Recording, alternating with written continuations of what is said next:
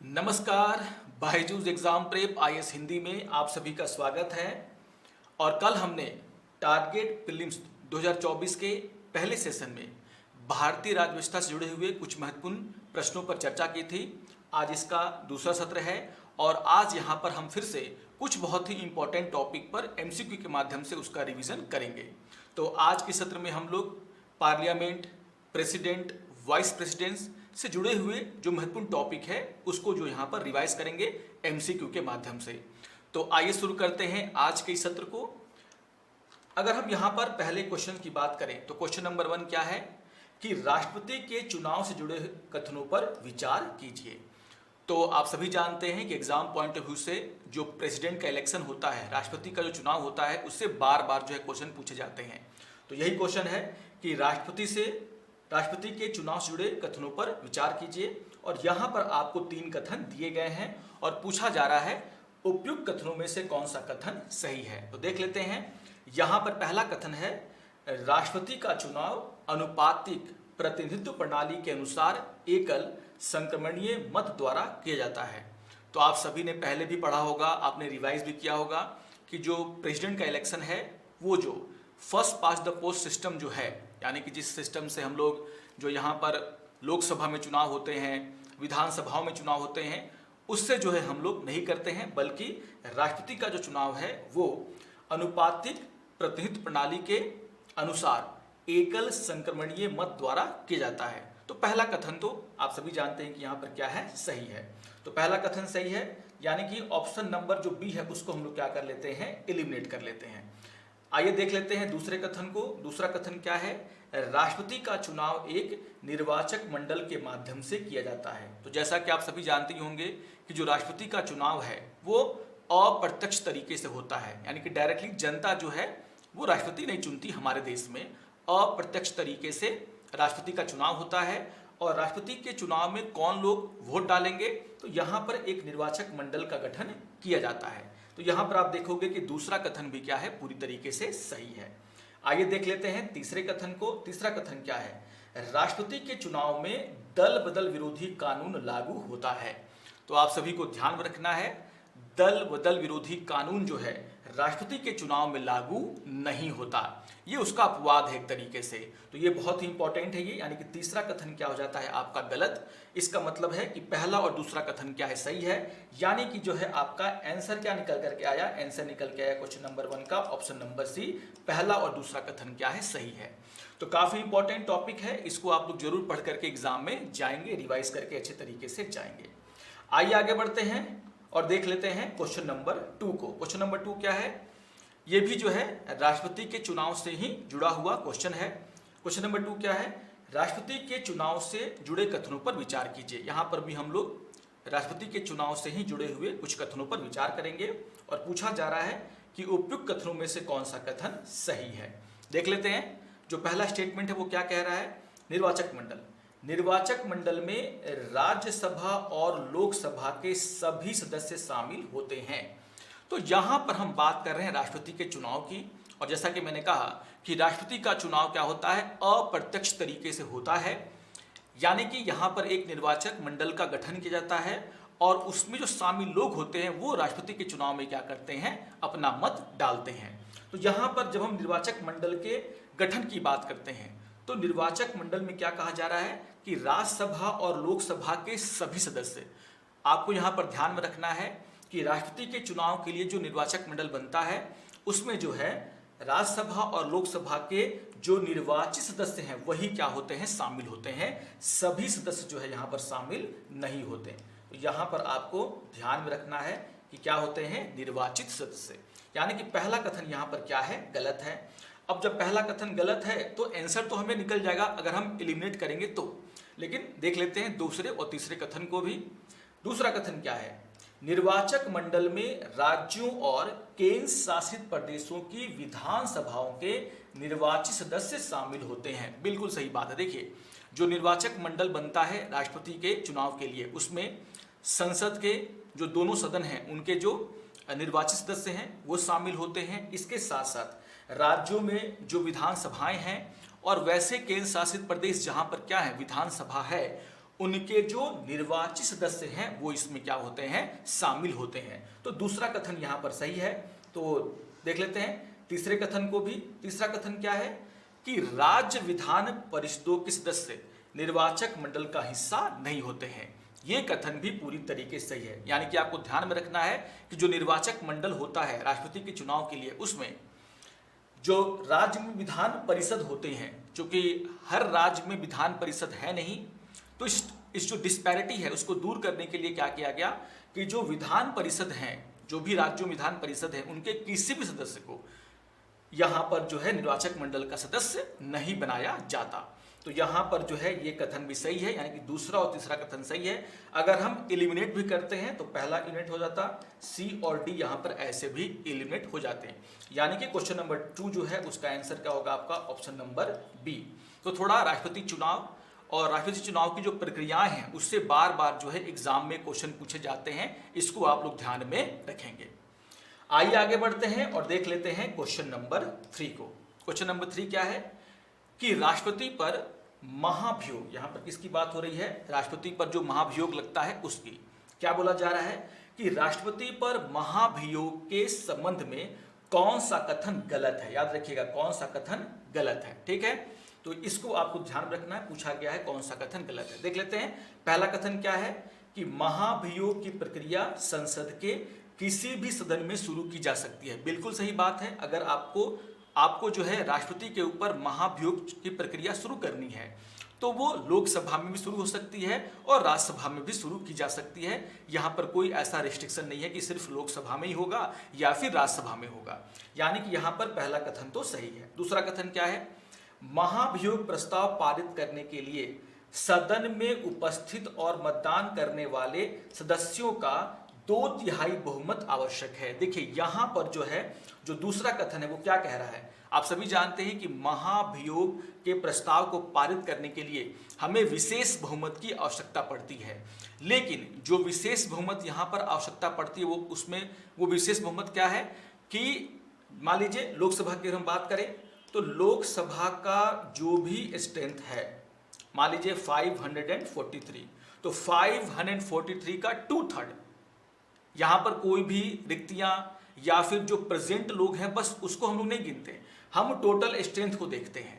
तो लोकसभा की बात है तो लोकसभा का टोटल स्ट्रेंथ, अगर राज्यसभा की बात है तो राज्यसभा का टोटल स्ट्रेंथ और उसका 2/3। तो यहां पर जो कहा गया कि सदन में उपस्थित और मतदान करने वाले नहीं, जब हम महाभियोग की बात करते हैं तो वहां पर जो विशेष बहुमत है उसका मतलब क्या होता है कि जो सदन है उसका जो टोटल स्ट्रेंथ है उसका 2/3, उसका 2/3 बहुमत, ठीक है। तो सदन में उपस्थित और मतदान करने वाले सदस्य नहीं, बल्कि सदन का जो स्ट्रेंथ है, जो पूरा स्ट्रेंथ है उसका 2/3 यहाँ पर कंसीडर किया जाता है, जो कि काफी बड़ा एक संख्या होता है। तो यहाँ पर आप देखोगे गलत पूछा जा रहा था, तो दूसरे कथन में ही आपको दिख गया कि ये कथन गलत है। तो फिर तीसरे और चौथे में जाने की आवश्यकता नहीं है, लेकिन मैं फिर भी रिवीजन के लिए जो है तीसरे और चौथे कथन को भी यहाँ पर आपके सामने पढ़ दे रहा हूँ। तीसरा कथन क्या है, राष्ट्रपति पर केवल संविधान के उल्लंघन के लिए ही महाभियोग चलाया जा सकता है। बिल्कुल सही बात है।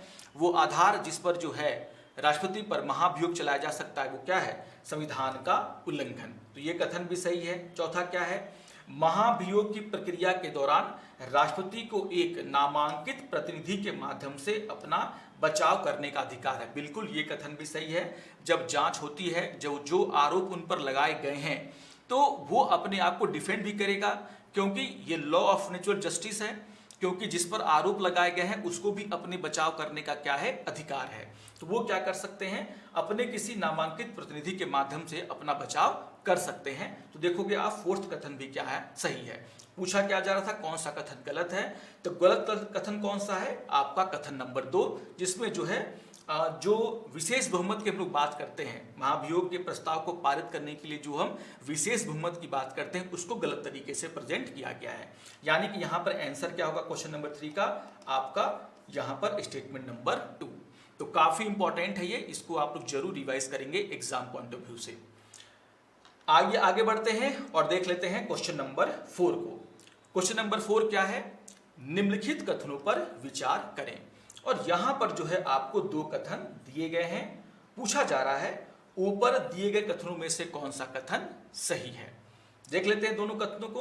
पहला कथन क्या है कि राज्यसभा के सभापति और उपसभापति उस सदन के सदस्य नहीं होते हैं। अब देखिए, आप सभी को पता है कि जो राज्यसभा का सभापति होता है वो इस देश का क्या होता है, उपराष्ट्रपति। तो उपराष्ट्रपति जो है वो राज्यसभा के सदस्य नहीं होते, लेकिन राज्यसभा का जो उपसभापति होता है वो जरूर राज्यसभा का सदस्य होता है। यानी कि यहां पर यह कहना कि राज्यसभा का सभापति और उपसभापति दोनों उस सदन का सदस्य नहीं होता है, ये क्या है, गलत है। उपसभापति जो है वो राज्यसभा का सदस्य होता है। यानी कि यहां पर आप देखोगे कि जो पहला कथन है वो गलत है। तो पहला कथन गलत है, तो आपका ए जो है वो एलिमिनेट हुआ और सी को भी हम लोग क्या कर देते हैं, एलिमिनेट। लेकिन यहां पर दूसरे कथन को भी देखते हैं। दूसरा कथन क्या है, जबकि संसद के दोनों सदनों के नामी सदस्यों को राष्ट्रपति चुनाव में मतदान करने का अधिकार नहीं है, लेकिन उन्हें उपराष्ट्रपति के चुनाव में मतदान करने का अधिकार है। तो आप अभी हम बात कर रहे थे राष्ट्रपति के चुनाव की, और वहां पर मैंने क्या बताया कि जो वहां पर निर्वाचक मंडल बनता है उसमें मैंने क्या बताया कि जो पार्लियामेंट हमारी यानी कि संसद है उसके जो निर्वाचित सदस्य, इसके अलावा कौन होते हैं, जो राज्य में विधानसभाएं होते हैं उनके निर्वाचित सदस्य, और जो वैसे यूनियन टेरिटरी केंद्र शासित प्रदेश जहां पर विधानसभाएं हैं उनके निर्वाचित सदस्य।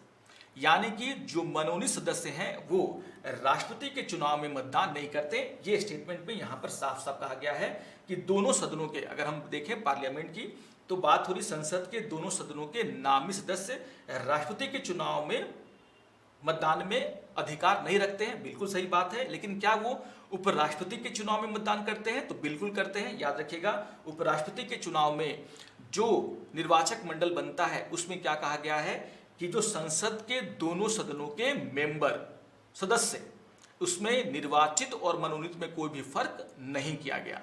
यानी कि जो मनोनीत सदस्य हैं वो भी जो है उपराष्ट्रपति के चुनाव में मतदान कर सकते हैं। ये बहुत बड़ा डिफरेंस है राष्ट्रपति के चुनाव में और उपराष्ट्रपति के चुनाव में। यानी कि दूसरा कथन यहां पर क्या है, आपका सही है। यानी कि क्वेश्चन नंबर 4 का आंसर क्या निकल के आ रहा है, आपका ऑप्शन नंबर बी। तो याद रखिएगा, क्वेश्चन नंबर 4 का आंसर क्या है, आपका ऑप्शन नंबर बी। काफी इंपॉर्टेंट है ये, इससे आपका एक बहुत ही इंपॉर्टेंट कंसेप्ट जो है वो भी क्लियर और रिवाइज हो जाएगा। आइए आगे बढ़ते हैं, क्वेश्चन नंबर 5, और ये भी जो है उपराष्ट्रपति से ही जुड़ा हुआ है। देख लेते हैं। क्वेश्चन नंबर 5 है, निम्नलिखित कथनों पर विचार करें। ठीक है, यहां पर 3 कथन दिए गए हैं, पूछा जा रहा है ऊपर दिए गए कथनों में से कौन सा कथन सही है। देख लेते हैं पहले कथन को। पहला कथन क्या है कि उपराष्ट्रपति के चुनाव के लिए निर्वाचक मंडल में केवल सभी संसद सदस्य यानी कि सांसद शामिल होते हैं। अभी हम लोग इसके बारे में बात कर रहे थे। तो क्या कहा जा रहा है कि उपराष्ट्रपति के चुनाव के लिए जो निर्वाचक मंडल गठित किया जाता है उसमें केवल सभी संसद सदस्य, यानी कि यहां पर बात हो रही है कि विधानसभाओं के मेंबर इसमें शामिल नहीं होते हैं, बिल्कुल नहीं होते हैं। सिर्फ और सिर्फ जो संसद है उसके दोनों सदनों के जो सदस्य हैं, जिसको हम लोग बोलते हैं मेंबर ऑफ पार्लियामेंट, एमपी, सांसद, वो क्या होते हैं, इसमें शामिल होते हैं। बिल्कुल ये कथन क्या है, सही है। तो पहला कथन तो आपका सही आ गया, बी को क्या कर देते हैं, एलिमिनेट। ठीक है, और डी भी यहां पर देख लेते हैं दूसरे कथन को पहले। दूसरा कथन क्या है, एक व्यक्ति अधिकतम 2 बार उपराष्ट्रपति का पद धारण कर सकता है। देखिए, हमारे संविधान में कहीं पर भी इस तरह का लिमिट उपराष्ट्रपति के लिए नहीं लगाया गया कि कोई व्यक्ति जो है 2 बार या 3 बार या 1 बार जो है उपराष्ट्रपति बनेगा। तो ये कहना कि अधिकतम 2 बार उपराष्ट्रपति का पद धारण कर सकता है, ऐसा कोई भी लिमिट हमारे संविधान में तो नहीं लगाया गया है। दूसरा कथन क्या है, यहां पर आप देखोगे कि गलत है। तो पहला कथन सही निकला, दूसरा कथन क्या निकला, गलत। तीसरे कथन देख लेते हैं। तीसरे कथन क्या है कि कोई भी निर्वाचित सांसद या विधानसभा सदस्य उपराष्ट्रपति पद के लिए किसी उम्मीदवार का प्रस्ताव कर सकता है। देखिए, काफी इंपॉर्टेंट ये क्वेश्चन है और इसमें स्टेटमेंट काफी इंपॉर्टेंट है। क्या कहा जा रहा है, कोई भी निर्वाचित सांसद या विधानसभा सदस्य उपराष्ट्रपति पद के लिए किसी उम्मीदवार का प्रस्ताव कर सकता है। देखिए, जब हम बात करते हैं उपराष्ट्रपति के चुनाव की, तो आप सभी जानते हैं कि अगर कोई व्यक्ति उपराष्ट्रपति के चुनाव में खड़ा होना चाहता है तो उसे जो है कुछ सांसदों के समर्थन की आवश्यकता पड़ती है। तो यहाँ पर आप देखोगे कि 20 जो संसद के सदस्य हैं, क्योंकि निर्वाचक मंडल के सदस्य ही, याद रखिएगा ये कंसेप्ट कि निर्वाचक मंडल के सदस्य ही क्या कर सकते हैं, या तो प्रस्तावक की भूमिका निभा सकते हैं या फिर समर्थक की भूमिका निभा सकते हैं। और उपराष्ट्रपति के पद के चुनाव के लिए जो निर्वाचक मंडल होता है उसमें सिर्फ और सिर्फ कौन होता है, उसमें सिर्फ और सिर्फ जो संसद के दोनों सदनों के सदस्य होते हैं वो इसमें शामिल होते हैं। तो जो प्रस्तावक होंगे वो उनकी संख्या तो 20 होगी, इसमें तो कोई दो राय नहीं है, लेकिन वो कौन होंगे, वो होंगे संसद सदस्य, यानी कि जो दोनों लोकसभा राज्यसभा है उसका कोई सदस्य होना चाहिए। तो प्रस्तावक भी संसद सदस्य हो सकते हैं और जो समर्थक होंगे वो भी क्या होंगे, संसद सदस्य ही होंगे। यानी कि यहां पर ये जो कहा गया कि विधानसभा के सदस्य, ये यहां पर क्या है, गलत है। तो याद रखिएगा एक चीज को ही कि जो निर्वाचक मंडल के सदस्य होते हैं वही प्रस्तावक की भूमिका में होते हैं, वही जो है समर्थक की भूमिका में भी होते हैं। और यहां पर कौन है, तो सिर्फ और सिर्फ कौन, संसद के सदस्य। तो याद रखिएगा यहां पर तीसरा कथन भी क्या है, आपका गलत है। तो यहां पर आप देखोगे कि सिर्फ एक कथन सही हो रहा है, और वो कौन सा है, पहला कथन। तो आंसर क्या निकल के आया, आपका ऑप्शन नंबर ए। ठीक है, तो दूसरा भी कथन गलत था और तीसरा कथन भी यहां पर विधानसभा के सदस्यों के कारण क्या हो गया, गलत हो गया। आंसर क्या होगा, केवल एक। तो काफी इंपॉर्टेंट क्वेश्चन, जरूर इसको जो है आप लोग क्या करेंगे, देख करके जाएंगे। आइए आगे बढ़ते हैं और देख लेते हैं क्वेश्चन नंबर 6 को। थोड़ा सा जो है अनुसूचियों को लेकर के भी एक क्वेश्चन मैंने आपके सामने रखा है, काफी इंपॉर्टेंट है ये भी। कभी कभी ऐसे क्वेश्चन भी आपको देखने को मिल जाएंगे यूपीएससी में, लेकिन काफी कॉम्प्लिकेटेड भी कभी कभी हो जाते हैं, है ना। तो क्या है, भारतीय संविधान में अनुसूचियों से जुड़े हुए कथनों पर विचार करें। तो अनुसूचियां हैं, उससे जुड़े हुए कुछ कथन हैं। एक तरफ जो है अनुसूची की लिस्ट दी गई है और दूसरी तरफ अनुसूची में क्या कहा गया है उसके बारे में चर्चा की गई है, और आपको बताना है कि कितने कथन क्या है यहाँ पर सुमेलित हैं। तो देख लेते हैं, जो पहला कथन क्या है उसमें क्या दिया हुआ है, दूसरी अनुसूची, और दूसरी अनुसूची के सामने रखा हुआ है शपथ और प्रतिज्ञा। आपने अगर अनुसूचियों को ध्यान से पढ़ा होगा तो आप सभी को पता है कि दूसरी अनुसूची में जो है वेतन, परलिब्धियां और जो भत्ते हैं उसके बारे में चर्चा होती है। यानी कि यहां पर आप देखोगे दूसरी अनुसूची जो संवैधानिक पद पर बैठे हुए लोग हैं उनको कितना भत्ता मिलेगा, कितना उनको परलिब्धियां को हम लोग इंग्लिश में क्या बोल सकते हैं, वेतन वगैरह, ठीक है ना, भत्ता वगैरह, वो कितना मिलेगा उसके बारे में यहां पर चर्चा होती है। तो दूसरी अनुसूची में क्या है, परलिब्धियां और भत्ते, यानी कि ये सुमेलित नहीं है। ठीक है, तो तीसरी अनुसूची में क्या होता है, तीसरी अनुसूची में होता है शपथ और प्रतिज्ञा, यानी कि ये भी क्या है, सुमेलित नहीं है। तीसरा क्या है, चौथी अनुसूची, जिसके सामने लिखा गया है लोकसभा के लिए सीटों का आवंटन। यहां पर आपको ध्यान में रखना है, अनुसूची 4 जो है उसमें लोकसभा नहीं बल्कि राज्यसभा के लिए, ठीक है ना, राज्यसभा के लिए, ठीक है ना। तो यहां पर आपको देखोगे यहां पर क्या है, लोकसभा के लिए सीटों का आवंटन है, लोगों की सभा लिख दी गई है, लेकिन यहां पर आप समझेंगे कि यहां पर क्या है, ये लोकसभा है, याद रखिएगा, ठीक है ना, क्या है, लोकसभा के लिए सीटों का आवंटन। जबकि यहां पर क्या होता है, राज्यसभा में किस स्टेट को कितना सीट मिलेगा इसके बारे में जानकारी कहां होती है, चौथी अनुसूची में। तो ये भी क्या है, आपका सुमेलित नहीं है। चौथा में क्या लिखा हुआ है, 10वीं अनुसूची, और उसमें लिखा हुआ है दल बदल विरोधी कानून। तो आप सभी जानते हैं कि जो हमारे संविधान में 10वीं अनुसूची है वो क्या है, एंटी डिफेक्शन लॉ, यानी कि दल बदल विरोधी कानून के बारे में बातें करता है। यानी कि यहां पर सिर्फ और सिर्फ चौथा कथन क्या है, सुमेलित है। तो थोड़ा इस तरह के क्वेश्चन की भी तैयारी किया कीजिए, एग्जाम में आते हैं ऐसे क्वेश्चन, और काफी आसानी से जो है आप जल्दी इसको बना सकते हैं, अच्छा यहां पर एक नंबर उठा सकते हैं। तो यहां पर आप देखोगे कि जो सिर्फ एक ही है, तो इसका आंसर क्या होगा आपका, केवल एक। तो क्वेश्चन नंबर 6 उसका आंसर क्या होगा आपका, ऑप्शन नंबर ए, केवल एक कथन क्या है यहां पर सुमेलित है। ठीक है, तो यहां पर इस तरह के क्वेश्चन के लिए भी आप लोग जरूर इसको, इस तरह के क्वेश्चन को भी रिवाइज करके जाएंगे। क्वेश्चन नंबर 7 को देख लेते हैं। क्वेश्चन नंबर 7 क्या है, भारतीय संविधान की तीसरी अनुसूची, अभी फिर से आ गई तीसरी अनुसूची, निम्नलिखित में से किसके लिए शपथ या प्रतिज्ञान के प्रारूप का प्रावधान करती है? तो हमने अभी अभी इस क्वेश्चन में देखा कि तीसरी अनुसूची में क्या है, शपथ और प्रतिज्ञान के बारे में है। इसी से जुड़ा हुआ एक क्वेश्चन नंबर 7, और यहां पर आप देखोगे कि कुछ पदों के नाम लिखे गए हैं, केंद्रीय मंत्री, भारत के राष्ट्रपति, सर्वोच्च न्यायालय के न्यायाधीश, है ना, राज्यों के राज्यपाल। हमें यह बताना है कि तीसरी अनुसूची में इनमें से किसके लिए शपथ और प्रतिज्ञानों के प्रारूप यहां पर दिए गए हैं। काफी जो है इंपॉर्टेंट क्वेश्चन है ये।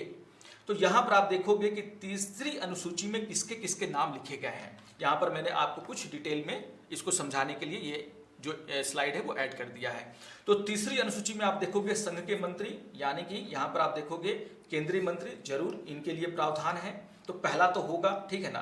अब जहां जहां पहला नहीं है कम से कम उसको हम लोग एलिमिनेट तो पहले कर ही दे, क्योंकि आपके लिए चीज आसान हो जाए। एग्जाम में भी आपको देखिए ये सारी चीजें करनी पड़ेंगी, समय बचाना है, तो आपको थोड़ा सा एलिमिनेशन मेथड जहां पर लग सकता है वहां पर आपको यूज करना चाहिए।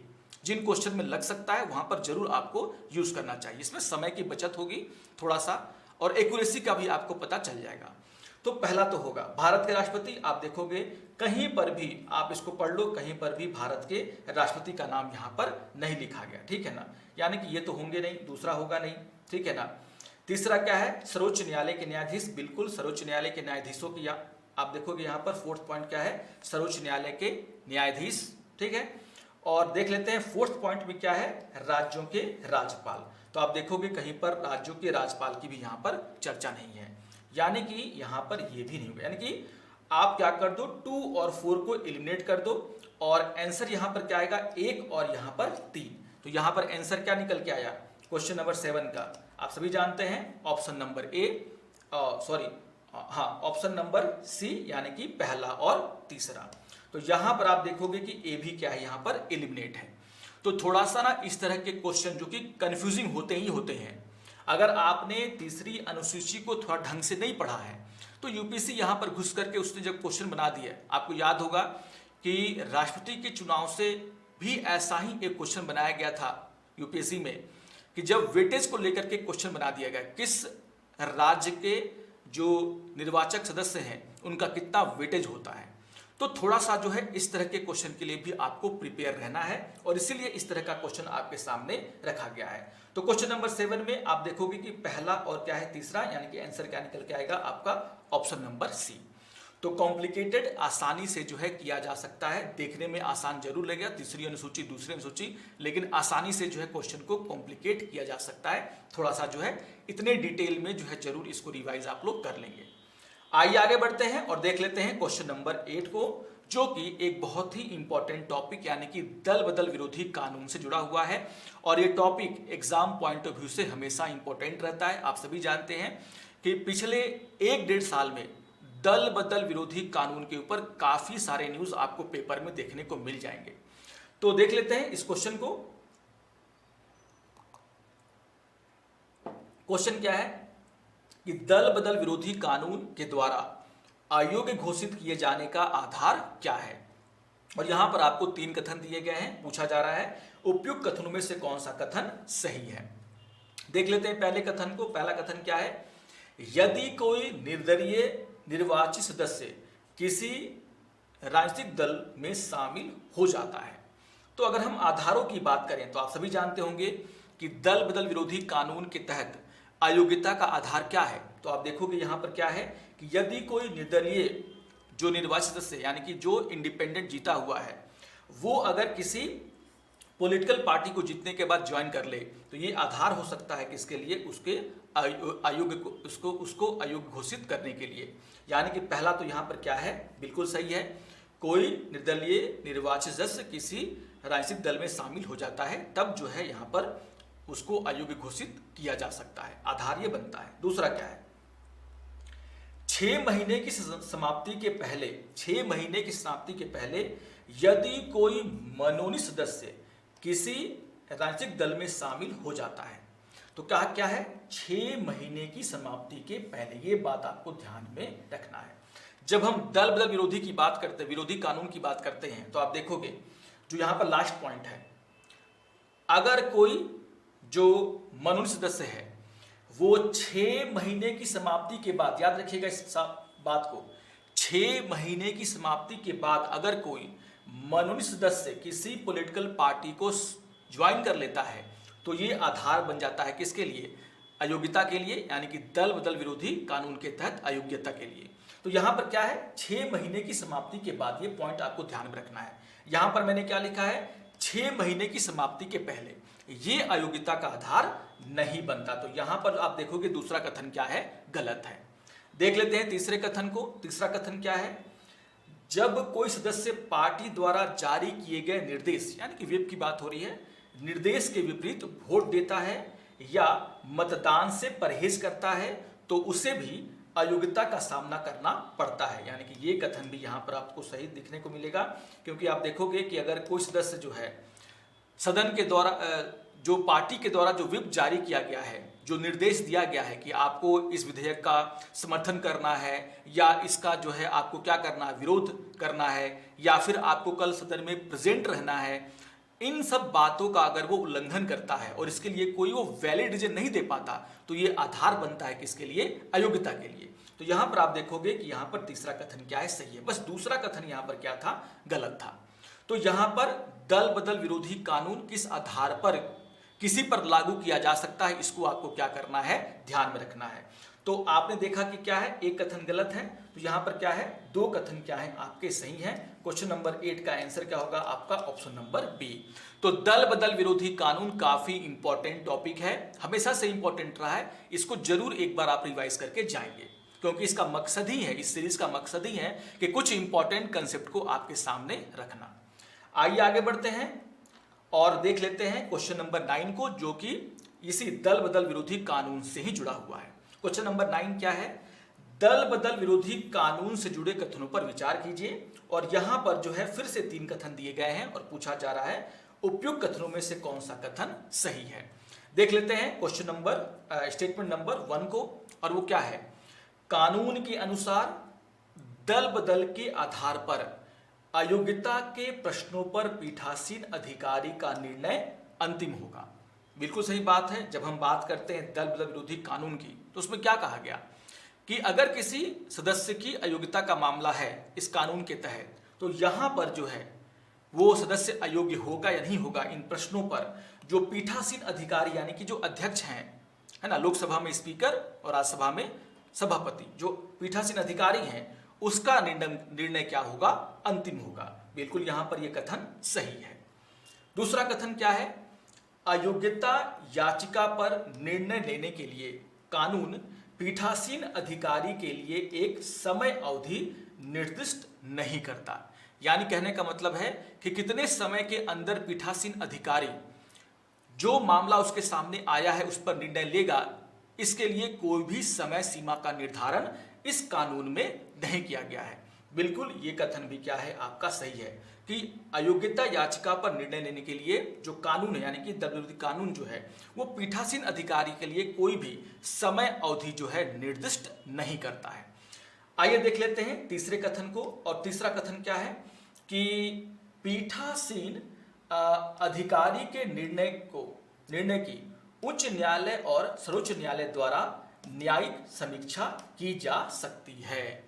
तो ये कथन बहुत ही इंपॉर्टेंट है, इसको समझना भी बहुत इंपॉर्टेंट है, क्योंकि हम सभी जानते हैं कि दल बदल विरोधी कानून का जो मेन प्रारूप था उसमें यह कहा गया था कि अगर पीठासीन अधिकारी अगर कोई फैसला ले लेता है तो न्यायालय जो है इसमें हस्तक्षेप नहीं करेंगे।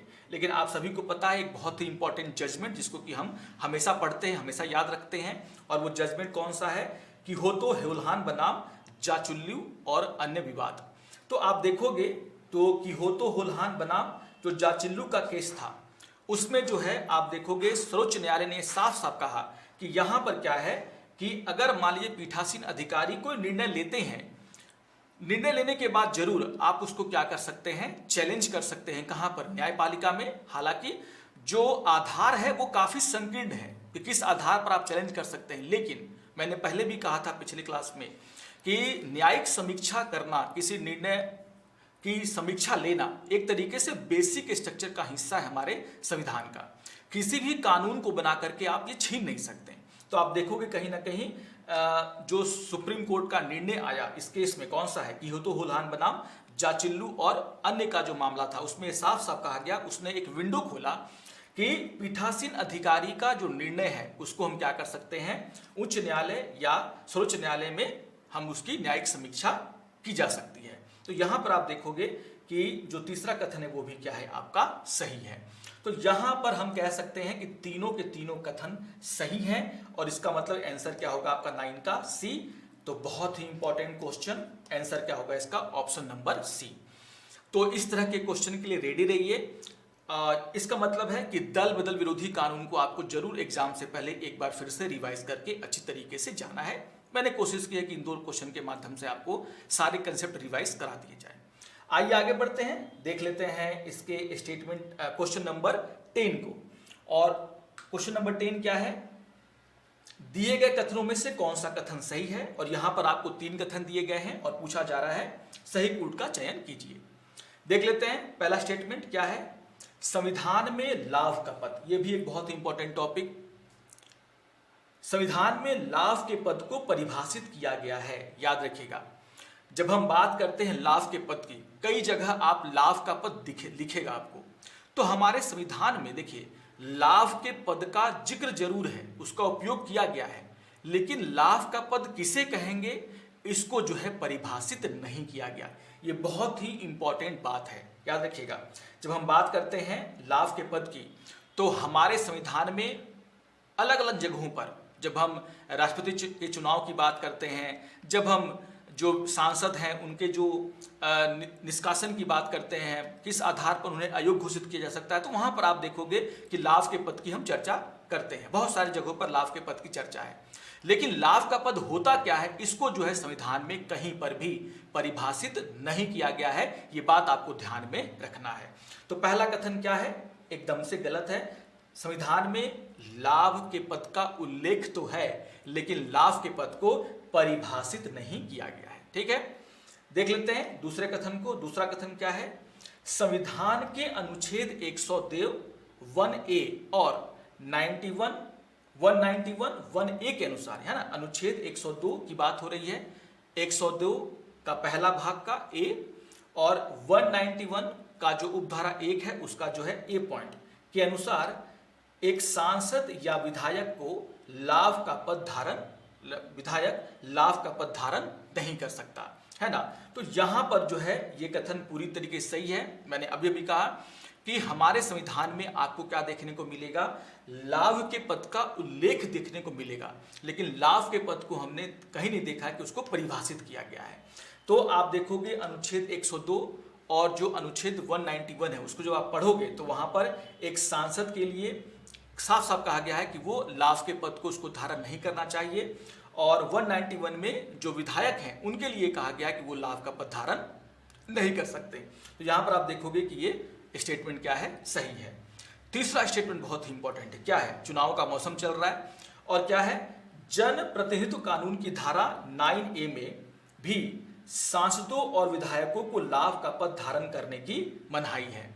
तो यहां पर आप देखोगे कि 2 जगहों पर जो है सांसद और विधायकों को लाभ के पद नहीं धारण करने चाहिए, इसको लेकर के बातें कही गई हैं। एक तो हमारा संविधान, और हमारे संविधान में अनुच्छेद 102 और अनुच्छेद 121 में इस बात का जिक्र किया गया है कि सांसद विधायकों को लाभ का पद धारण नहीं करना चाहिए। इसके साथ साथ आपको ध्यान में रखना है कि जो हमारा रिप्रेजेंटेशन ऑफ पीपुल एक्ट है ना, आरपी इसको हम लोग बोलते हैं शॉर्ट में, यानी कि जन प्रतिनिधित्व जो अधिनियम है उसकी धारा 9A एकदम इंपॉर्टेंट है, ये बहुत ही 9A में भी ये कहा गया है कि जो सांसद होंगे और जो विधायक होंगे वो लाभ का पद धारण नहीं कर सकते।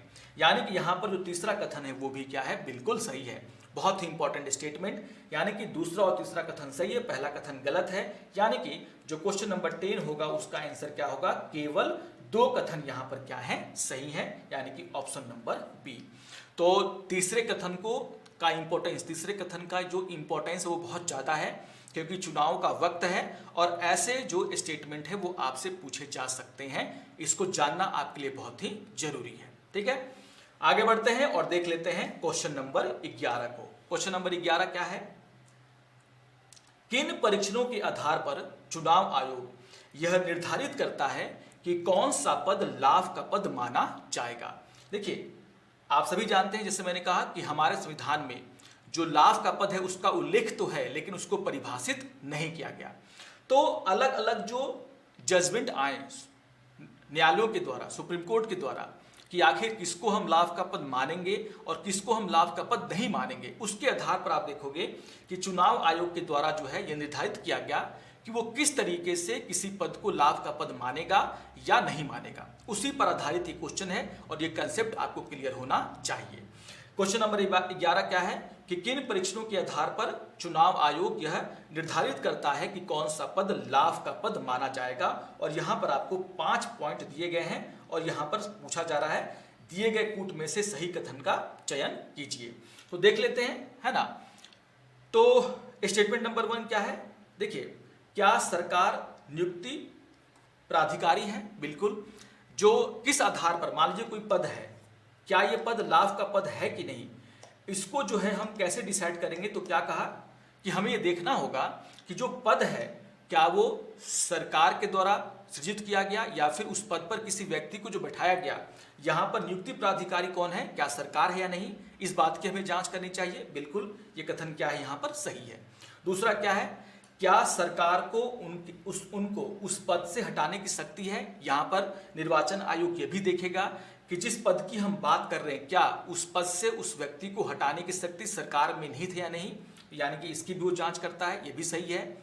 तीसरा क्या है, क्या सरकार उस पद के लिए पारिश्रमिक का भुगतान करती है। इसका मतलब ये है कि जिस पद की हम बात कर रहे हैं, क्या उसमें जो सैलरी वगैरह है, जो भत्ता वगैरह है, वो सरकार दे रही है। अगर दे रही है तो लाभ का पद है, अगर नहीं दे रही है तो लाभ का पद नहीं माना जा सकता। मान लीजिए कोई एमएलए है और वो किसी पद को धारण किए हुए है, एमएलए के साथ साथ होने के साथ साथ वो किसी और पद को धारण करता है, जिसकी प्रवृत्ति क्या है, सार्वजनिक है, यानी कि सरकार ने उस पद पर उसको नियुक्त किया।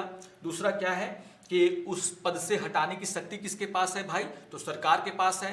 तीसरा हम यहाँ पर क्या देखने के लिए कहा जा रहा है कि क्या उस पद के लिए जो भी पारिश्रमिक है, जो भी वेतन है, वो सरकार दे रही है नहीं, ये हमें चेक करना चाहिए। चौथा क्या है, पद धारण करने वाले का कार्य क्या है, हमें यह भी देखना होगा कि जो पद धारण करने वाला व्यक्ति है क्या वो कोई सार्वजनिक कार्य कर रहा है या नहीं। अगर वो कोई सार्वजनिक कार्य कर रहा है, यानी कि हम इसको क्या मान सकते हैं, लाभ का पद मान सकते हैं। और पांचवा क्या है, क्या सरकार इन कार्यों के निष्पादन पर कोई नियंत्रण रखती है, यानी कि जो कार्य इस पद पर रहते हुए वो व्यक्ति कर रहा है उस पर नियंत्रण जो है सरकार का है कि नहीं। यानी कि इन 4 आधार पर, इन 5 आधार पर जो है हम ये तय कर सकते हैं कि कोई जो पद है वो लाभ का पद है या नहीं। अगर ये पाया जाता है कि नियुक्ति किसने की है, सरकार ने की है, बिल्कुल वो लाभ का पद है। अगर ये पाया जाता है कि पद से हटाने का अधिकार किसके पास है, सरकार के पास है, तो वो लाभ के पद की श्रेणी में आएगा। अगर यहाँ पर ये मिलता है कि यहाँ पर जो वेतन है वो सरकार दे रही है, तो बिल्कुल उसको लाभ का पद माना जाएगा। चौथा क्या है, जो धारण किया गया पद है क्या उसका कार्य सार्वजनिक प्रकृति का है, अगर है तो इसका मतलब वो क्या है, लाभ का पद है। और ये भी देखना होगा, देखेगा चुनाव आयोग कि क्या सरकार उस व्यक्ति के जो पद है उसके कार्यों को नियंत्रित करती है कि नहीं। इस आधार पर जो है हम कह सकते हैं कि कौन सा पद लाभ का पद है या नहीं है। तो याद रखिएगा कि जरूर जो है संविधान में लाभ का पद क्या होगा इसको परिभाषित नहीं किया गया, लेकिन जो अलग अलग मामलों में निर्णय आए उसके आधार पर आप देखोगे कि निर्वाचन आयोग क्या करता है, किसी भी लाभ के पद की जांच इस आधार पर करता है। और यहाँ पर पांचों के पांचों पॉइंट क्या है, यहाँ पर सही है। तो आंसर क्या निकल के आया आपका 1, 2, 3, 4 और 5, यानी कि ऑप्शन नंबर बी। तो जो भी यहाँ पर मैंने आपको बातें कही है, थोड़ा सा बस रिविजन करने के लिए कही है कि किस आधार पर हम लाभ के पद का निर्धारण करते हैं और नहीं करते हैं। तो इसको जो है थोड़ा सा आपको समझने की आवश्यकता है। ठीक है, तो रिवीजन करने के लिए ये क्वेश्चन आपके सामने रखा गया था। आंसर क्या होगा आपका, ऑप्शन नंबर बी। आइए आगे बढ़ते हैं और देख लेते हैं क्वेश्चन नंबर 12 को। क्वेश्चन नंबर 12 क्या है, निम्नलिखित कथनों पर विचार कीजिए। तो जैसा कि मैंने कहा कि राष्ट्रपति, उपराष्ट्रपति और कुछ जो क्वेश्चन है वो पार्लियामेंट से जुड़े हुए क्वेश्चन हैं। तो यहां पर जो है इसी तरह का एक क्वेश्चन आपके सामने है, निम्नलिखित कथनों पर विचार कीजिए। यहां पर 2 कथन दिए गए हैं और पूछा जा रहा है उपयुक्त कथनों में से कौन सा कथन सही है। देख लेते हैं पहले कथन को। पहला कथन क्या है कि मंत्रिपरिषद संसद के प्रति सामूहिक रूप से उत्तरदायी होता है। क्या बोला जा रहा है कि जो मंत्री परिषद है वो संसद के प्रति सामूहिक रूप से उत्तरदायी होता है। पहली दृष्टि में बहुत सारे स्टूडेंट इस स्टेटमेंट को पढ़ करके जो है इसको सही कर देते हैं कि हाँ, मंत्री परिषद जो है वो क्या है, संसद के प्रति उत्तरदायी है। जबकि आप सभी जानते हैं, कल भी मैंने इस तरह के क्वेश्चन करवाए थे कि जो मंत्री परिषद है वो सीधे सीधे जो है संसद नहीं बल्कि लोकसभा के प्रति क्या होता है, उत्तरदायी होता है। क्योंकि सरकार चलाने के लिए आपको बहुमत कहाँ सिद्ध करना पड़ता है, लोकसभा में। अगर आपके पास लोकसभा में बहुमत है तो मंत्रिपरिषद काम करती रहेगी। अगर लोकसभा में आपके पास बहुमत यानी कि विश्वास नहीं है, बहुमत नहीं है, तो आपको मंत्रिपरिषद मतलब त्यागपत्र उनको देना पड़ता है। तो आप देखोगे यहाँ पर मंत्रिपरिषद जो है वो संसद नहीं बल्कि क्या है, सीधे आपको ध्यान रखना है, लोकसभा के प्रति क्या होता है, सामूहिक रूप से उत्तरदायी होती है। यहां पर पहला कथन हो जाता है आपका गलत। ठीक है। दूसरा कथन क्या है कि प्रधानमंत्री अपने मंत्रालय में ऐसे व्यक्ति को शामिल कर सकता है जो संसद के किसी भी सदन का सदस्य ना हो। मतलब कि यहां पर कहने का मतलब है कि और क्लियर इसको कर देता है। यहां पर कहने का मतलब यह है कि जो प्रधानमंत्री है वो अपने मंत्री परिषद में है ना, क्या है, अपने मंत्री परिषद में, यानी कि कैबिनेट की बात हो रही है, तो मंत्री परिषद में जो है ऐसे व्यक्ति को शामिल कर सकता है जो संसद के किसी भी सदन का सदस्य ना हो। अब देखिए, इसको समझना बहुत जरूरी है। क्या कहा जा रहा है कि मान लीजिए कोई ऐसा व्यक्ति है जो संसद का सदस्य नहीं है, फिलहाल ना वो लोकसभा का सदस्य है ना वो राज्यसभा का सदस्य है। क्या उसको मंत्री परिषद में शामिल किया जा सकता है, उसको कोई मंत्री बनाया जा सकता है? बिल्कुल बनाया जा सकता है, लेकिन एक कंडीशन है। और कंडीशन क्या है कि जब वो पद धारण करेगा उसके 6 मंथ यानी कि 6 महीने के भीतर उसको क्या करना होगा, संसद का सदस्य ग्रहण करना होगा, सदस्यता ग्रहण करनी होगी, यानी कि उसको लोकसभा या राज्यसभा का सदस्य बनना होगा। नहीं तो 6 महीने बीतने के बाद फिर वो मंत्री पद धारण नहीं कर सकता। लेकिन वो अलग बात है, वो कंडीशन एक अलग बात है। लेकिन यहां पर स्टेटमेंट क्या है कि प्रधानमंत्री अपने मंत्रिपरिषद में ऐसे व्यक्ति को शामिल कर सकता है जो संसद के किसी भी सदन का सदस्य ना हो। तो यहां पर ये जरूर शामिल कर सकता है, कंडीशन वो अलग बात है। तो यहां पर कर सकता है कि नहीं वो स्टेटमेंट है, यानी कि जरूर कर सकता है। दूसरा स्टेटमेंट क्या है, यहां पर सही है। तो प्रधानमंत्री अपने मंत्री परिषद में ऐसे व्यक्ति को शामिल कर सकता है जो संसद का सदस्य उस समय नहीं है। हाँ, मंत्री बने रहने के लिए जो कंडीशन है वो बात की बात है। तो यहां पर स्टेटमेंट 2 क्या होगा, सही होगा। यानी कि यहां पर आंसर क्या होगा आपका, ऑप्शन नंबर बी। क्योंकि पहला स्टेटमेंट तो आपका गलत हो गया, तो सी भी हो गया और डी भी क्या हो गया, एलिमिनेट। तो क्वेश्चन नंबर 12 उसका आंसर क्या होगा आपका, ऑप्शन नंबर बी। दूसरा जो कथन है वो क्या है, यहां पर सही है। पहला कथन जो है यहां पर गलत है। ठीक है, आइए आगे बढ़ते हैं और देख लेते हैं क्वेश्चन नंबर 13 को। क्वेश्चन नंबर 13 क्या है, निम्नलिखित कथनों पर विचार कीजिए। और यहां पर भी आपको 2 कथन दिए गए हैं और पूछा जा रहा है उपयुक्त कथनों में से कौन सा कथन सही है। देखिए, अलग अलग टॉपिक पर क्वेश्चंस क्रिएट किए गए हैं। तो अगर हम 13वें क्वेश्चन पर हैं, इसका मतलब है कि हमने लगभग 10 अलग अलग टॉपिक को क्या कर लिया, कवर कर लिया। फिर 13 अलग अलग टॉपिक को हमने क्या कर लिया, कवर कर लिया। तो टाइम लिमिट है, क्वेश्चन लिमिट है, तो कोशिश ये की जा रही है कि आपके सामने हर वो इंपॉर्टेंट टॉपिक से क्वेश्चन रखे जाएं, एमसीक्यू रखे जाएं, जिससे कि आप इस अंतिम समय में जो है क्या कर सके, अपना रिवीजन कर सके। तो क्वेश्चन नंबर 13 जो है विप से जुड़ा हुआ है। तो आप सभी जानते हैं विप एक बहुत ही important topic exam point of view से।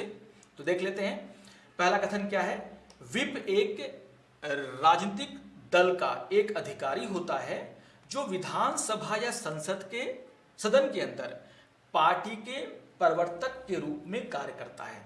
तो बिल्कुल सही है।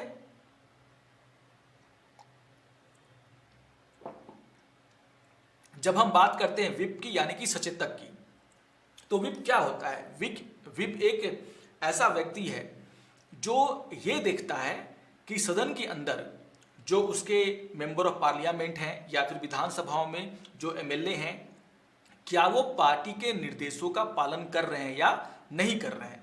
प्रवर्तक का मतलब क्या होता है, जो पार्टी के जो चीजें हैं, जो रूलिंग है, जो विचारधारा है, उसको जो है वहां पर सदन के अंदर सदस्य मान रहे हैं या नहीं मान रहे हैं, उसको वो क्या करे, देखे। तो एक तरीके से व्हिप क्या होता है, एक पॉलिटिकल पार्टी का क्या होता है, अधिकारी ही होता है। एक व्यक्ति को हम लोग क्या करते हैं, व्हिप के रूप में नियुक्त करते हैं, जो ये क्या काम करता है, विधानसभा या फिर संसद के अंदर जो पार्टी के दिशा निर्देश हैं उसको लागू करवाने का काम करता है और ये देखता है कि कौन दिशा निर्देश मान रहा है या नहीं मान रहा है। तो हम लोग बोलते हैं प्रवर्तक के रूप में क्या करता है, कार्य करता है। बिल्कुल ये कथन क्या है, यहाँ पर सही है। आइए देख लेते हैं दूसरे कथन को। दूसरा कथन क्या है, व्हिप की अवधारणा भारत को ब्रिटिश संसदीय प्रणाली से मिली थी। बिल्कुल ये कथन भी क्या है, आपका सही है। जो व्हिप है शब्द जो है वो ब्रिटेन में सबसे पहली बार यूज किया गया है ना। तो आप देखोगे कि जो ब्रिटेन की संसदीय प्रणाली थी वहीं पर जो है व्हिप शब्द का सबसे पहली बार उपयोग किया गया और फिर वहीं से निकल करके जहां जहां भी जिन जिन देशों ने ब्रिटिश संसदीय प्रणाली को अपनाया, जैसे भारत, वहां पर आप देखोगे कि व्हिप का जो है वहां पर प्रावधान आपको देखने को मिलता है। तो बिल्कुल ये बात सही है कि जो व्हिप की अवधारणा है वो भारत में कैसे विकसित हुई, ये प्रभावित है किससे, तो ब्रिटिश संसदीय प्रणाली से। ये कथन भी क्या है, आपका सही है। यानी कि जो क्वेश्चन नंबर 13 है उसका आंसर क्या निकला, आपका ऑप्शन नंबर सी। तो व्हिप एक बहुत ही इंपॉर्टेंट टॉपिक है, बार बार इससे जो है क्वेश्चन पूछे जाते हैं। काफी स्टूडेंट इसमें कंफ्यूज भी रहते हैं, तो आपको कंफ्यूज नहीं करना। यहाँ पर जो है मैंने स्टेटमेंट जो दिया है, अगर आप इसको भी समझ लेते हैं तो आपका कुछ कंसेप्ट तो क्लियर यहाँ पर हो ही जाएगा। तो यहाँ पर क्वेश्चन नंबर 13 आंसर क्या होगा, आपका ऑप्शन नंबर सी। एक और क्वेश्चन व्हिप के लिए ही, व्हिप को क्लियर करने के लिए। आप सभी जानते हैं व्हिप के प्रकार, 1 लाइन व्हिप, 2 लाइन व्हिप और 3 लाइन व्हिप। तो क्वेश्चन यहाँ पर क्या है, दिए गए कथनों में से कौन सा कथन सुमेलित है। तो एक तरफ यहाँ पर व्हिप के प्रकार दिए गए हैं और कौन सा व्हिप किसके लिए यूज किया जाता है ये उसके सामने में लिखा गया है और हमें बताना है कि इनमें से कौन सा कथन क्या है यहाँ पर सुमेलित है। तो देख लेते हैं। यहाँ पर अगर हम बात करते हैं, पहला स्टेटमेंट क्या दिया हुआ है, 1 लाइन व्हिप, जिसके सामने लिखा हुआ है पार्टी के सदस्यों को वोटिंग के बारे में सूचित करने के लिए। बिल्कुल देखिए, जब जो व्यक्ति व्हिप के पद पर है, अगर उसके द्वारा कोई व्हिप जारी किया जाता है और वो 1 लाइन व्हिप होता है, तो इसका मतलब ये होता है इस व्हिप को इसीलिए जारी किया गया है ताकि जो पार्टी के सदस्य हैं, यानी कि जो पार्टी के सदस्य जो पार्लियामेंट के अंदर है, यानी कि लोकसभा के सदस्य हैं या फिर राज्यसभा के सदस्य हैं या फिर अगर हम बात करें तो विधानसभाओं के सदस्य, तो जो पार्टी के सदस्य हैं उनको वोटिंग के बारे में सूचित करने के लिए कि हाँ एक विधेयक यहाँ पर आने वाला है या फिर कोई भी ऐसा मैटर है जिस पर जो है सदन के अंदर क्या होने वाली है, वोटिंग होने वाली है। तो ये सूचित करने के लिए जो है सिर्फ क्या है, 1 लाइन व्हिप जारी किया जाता है। तो जो भी मेंबर ऑफ पार्लियामेंट उस पार्टी से बिलोंग करते हैं उसको ये खबर मिल जाती है कि हाँ अब सदन के अंदर किसी एक विधेयक पर जो है कल या फिर आज के किसी समय में क्या होगा, वोटिंग होगी। तो इस बारे में जानकारी यहाँ पर आपको प्रदान की गई। बिल्कुल ये क्या है, एक तरीके से सुमेलित है। दूसरा कथन क्या है, 2 लाइन व्हिप, उसके सामने क्या लिखा हुआ है, मतदान के समय सदस्यों को सदन में उपस्थित रहने के निर्देश। बिल्कुल सही बात है। जब 2 लाइन व्हिप जारी किया जाता है तो क्या बताया जाता है कि मतदान होने वाली है और मतदान के समय सदस्यों को क्या रहना है, सदन में उपस्थित रहना है। यहाँ पर इस बात की चर्चा नहीं है कि आप वोटिंग पक्ष में करेंगे या विपक्ष में, बस ये कहा जा रहा है कि हाँ क्या है, वोटिंग होने वाली है और आप सभी सदस्यों को वहां पर क्या रहना है, प्रेजेंट रहना, उपस्थित रहना है। इसको हम लोग बोलते हैं 2 लाइन व्हिप। ये भी क्या है, आपका सुमेलित है। तीसरा कथन क्या है, 3 लाइन व्हिप, इसके सामने लिखा हुआ है सदस्यों को पार्टी लाइन के अनुसार वोट करने का निर्देश। तो बिल्कुल यहाँ पर सही है। जब 3 लाइन व्हिप जारी किया जाता है तो यहाँ पर यह बताया जाता है कि हाँ वोटिंग आज है, वोटिंग के समय में आपको उपस्थित रहना है और आपको जो है ये भी बताया जाता है कि पार्टी का लाइन क्या है, मतलब कि उस विधेयक का, मान लीजिए कोई विधेयक है तो उस विधेयक का आपको क्या करना है, पक्ष में वोट डालना है या फिर उसके विपक्ष में वोट डालना है। ये 3 लाइन व्हिप ही होता है जिसका अगर आप उल्लंघन करते हैं तो हो सकता है कि आप पर जो है दल बदल विरोधी कानून का आधार ये बन सकता है और आपको निष्कासित भी किया जा सकता है। आपके पद को, आपका जो पोस्ट है, जो सीट आपने वहां पर रखी है, उसको वैकेंट भी कराया जा सकता है। तो यहाँ पर आप देखोगे 3 लाइन व्हिप यहाँ पर क्या है, सुमेलित है। तो व्हिप होता क्या है, व्हिप के प्रकार को यहाँ पर क्लियर करने के लिए 2 क्वेश्चन काफी इंपॉर्टेंट है आपके लिए। अगर आप इसको पढ़ेंगे तो अपने आप जो है व्हिप का क्लियर कंसेप्ट जो है आपको क्लियर हो जाएगा। तो यहाँ पर आप देखोगे कि तीनों के तीनों कथन क्या है, सुमेलित हैं, यानी कि आंसर क्या निकल के आएगा, सभी कथन सुमेलित हैं। लेकिन इंपॉर्टेंट ये है कि मेरे लिए इंपॉर्टेंट ये है कि व्हिप को आपको जरूर पढ़ करके एग्जाम में जाना चाहिए। देखिए क्या आएगा नहीं आएगा वो बात की बात है, एग्जाम से पहले हम अपना एफर्ट लगाएंगे। इंडियन पॉलिटी में जो है कौन कौन से ऐसे टॉपिक है जहां से क्वेश्चन बनने के हमेशा चांसेस रहते हैं, कहां से क्वेश्चन बने हैं, ये समझना हमारे लिए बहुत जरूरी है और एफर्ट लगाना बहुत जरूरी है। कहां से क्वेश्चन आएगा वो तो अलग बात है, आएगा कि नहीं आएगा वो अलग बात है, लेकिन तैयारी जब हम कर रहे हैं तो सारे इंपॉर्टेंट टॉपिक को हम लोग क्या करेंगे, आसानी से रिवाइज करके जाएंगे। तो ये जो 2 क्वेश्चन है वो व्हिप के पूरे कंसेप्ट को आपका क्या कर देता है, क्लियर कर देता है। तो आंसर क्या निकल के आया, ऑप्शन नंबर सी। आइए आगे बढ़ते हैं, देख लेते हैं क्वेश्चन नंबर 15 को। इक्वली इंपॉर्टेंट टॉपिक से यहां पर क्वेश्चन बनाया गया। सदन का नेता, विपक्ष का नेता हमेशा से इंपॉर्टेंट टॉपिक रहा है पार्लियामेंट में, चुनाव का वक्त भी है, तो काफी कुछ यहां पर आपको देखने को मिल सकता है इससे क्वेश्चंस। तो निम्नलिखित कथनों पर विचार कीजिए और यहां पर आपको 3 कथन दिए गए हैं और पूछा क्या जा रहा है, उपयुक्त कथनों में से कौन सा कथन सही है।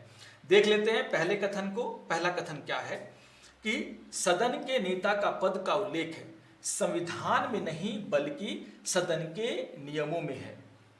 तो जब हम बात करते हैं ना सदन का नेता है ना, तो सदन का जो नेता है, ये जो पद है उसका उल्लेख जो है यहां पर ये कहा जा रहा है कि संविधान में नहीं है बल्कि क्या है, सदन के नियमों में है। बिल्कुल सही बात है। यहां पर आप ध्यान रखिएगा कि सदन का नेता कौन होगा या फिर विपक्ष का नेता कौन होगा, ये जो है आप देखोगे सदन के नियमों में उसका उल्लेख है, संविधान में कहीं पर भी जो है सदन के नेता का उल्लेख नहीं किया गया है। इस बात को आपको ध्यान में रखना है, ठीक है। तो यहां पर आप देखोगे कि जो पहला कथन है वो क्या है, आपका सही है, क्योंकि इसका उल्लेख संविधान में नहीं है बल्कि कहां पर है, सदन के नियमों में है। ठीक, देख लेते हैं दूसरे कथन को। दूसरा कथन क्या है, लोकसभा के नियमों के अनुसार सदन के नेता का अभिप्राय है प्रधानमंत्री, यदि वह लोकसभा सदस्य है या प्रधानमंत्री द्वारा सदन के नेता के रूप में नामित कोई अन्य मंत्री जो लोकसभा का सदस्य हो। तो जब हम बात करते हैं सदन के नेता का, तो उसका डेफिनेशन क्या है, जो सदन के नियमों में जिसके बारे में चर्चा की गई, क्या कहा जाता है कि अगर प्रधानमंत्री लोकसभा के मेंबर हैं, अगर प्रधानमंत्री लोकसभा के सदस्य हैं तो वो ऑटोमेटिकली क्या माने जाएंगे, सदन का नेता। ठीक है, अगर मान लीजिए जो प्रधानमंत्री हैं वो लोकसभा के सदस्य नहीं है, वो राज्यसभा के सदस्य हैं, तो ऑब्वियसली यहां पर जब हम बात करेंगे लोकसभा सदन के नेता की, तो प्रधानमंत्री जिस भी मंत्री को क्या करेंगे, इस पद के लिए नामित कर देंगे, उसको हम लोग क्या मान लेंगे सदन का नेता। तो यहां पर जो लोकसभा के नियम हैं उनके अनुसार क्या बोला जाता है कि लोकसभा में जो सदन का नेता होगा वो कौन होगा, अगर प्रधानमंत्री लोकसभा के सदस्य हैं तो वही माने जाएंगे सदन का नेता। अगर प्रधानमंत्री लोकसभा के सदस्य नहीं है तो उनके द्वारा इस काम के लिए सदन के नेता के रूप में जिस मंत्री को क्या किया जाएगा, नामित किया जाएगा, और वो मंत्री भी यहाँ याद रखिएगा, वो मंत्री भी क्या होना चाहिए, लोकसभा का सदस्य ही होना चाहिए। बहुत ही इंपॉर्टेंट चीजें हैं।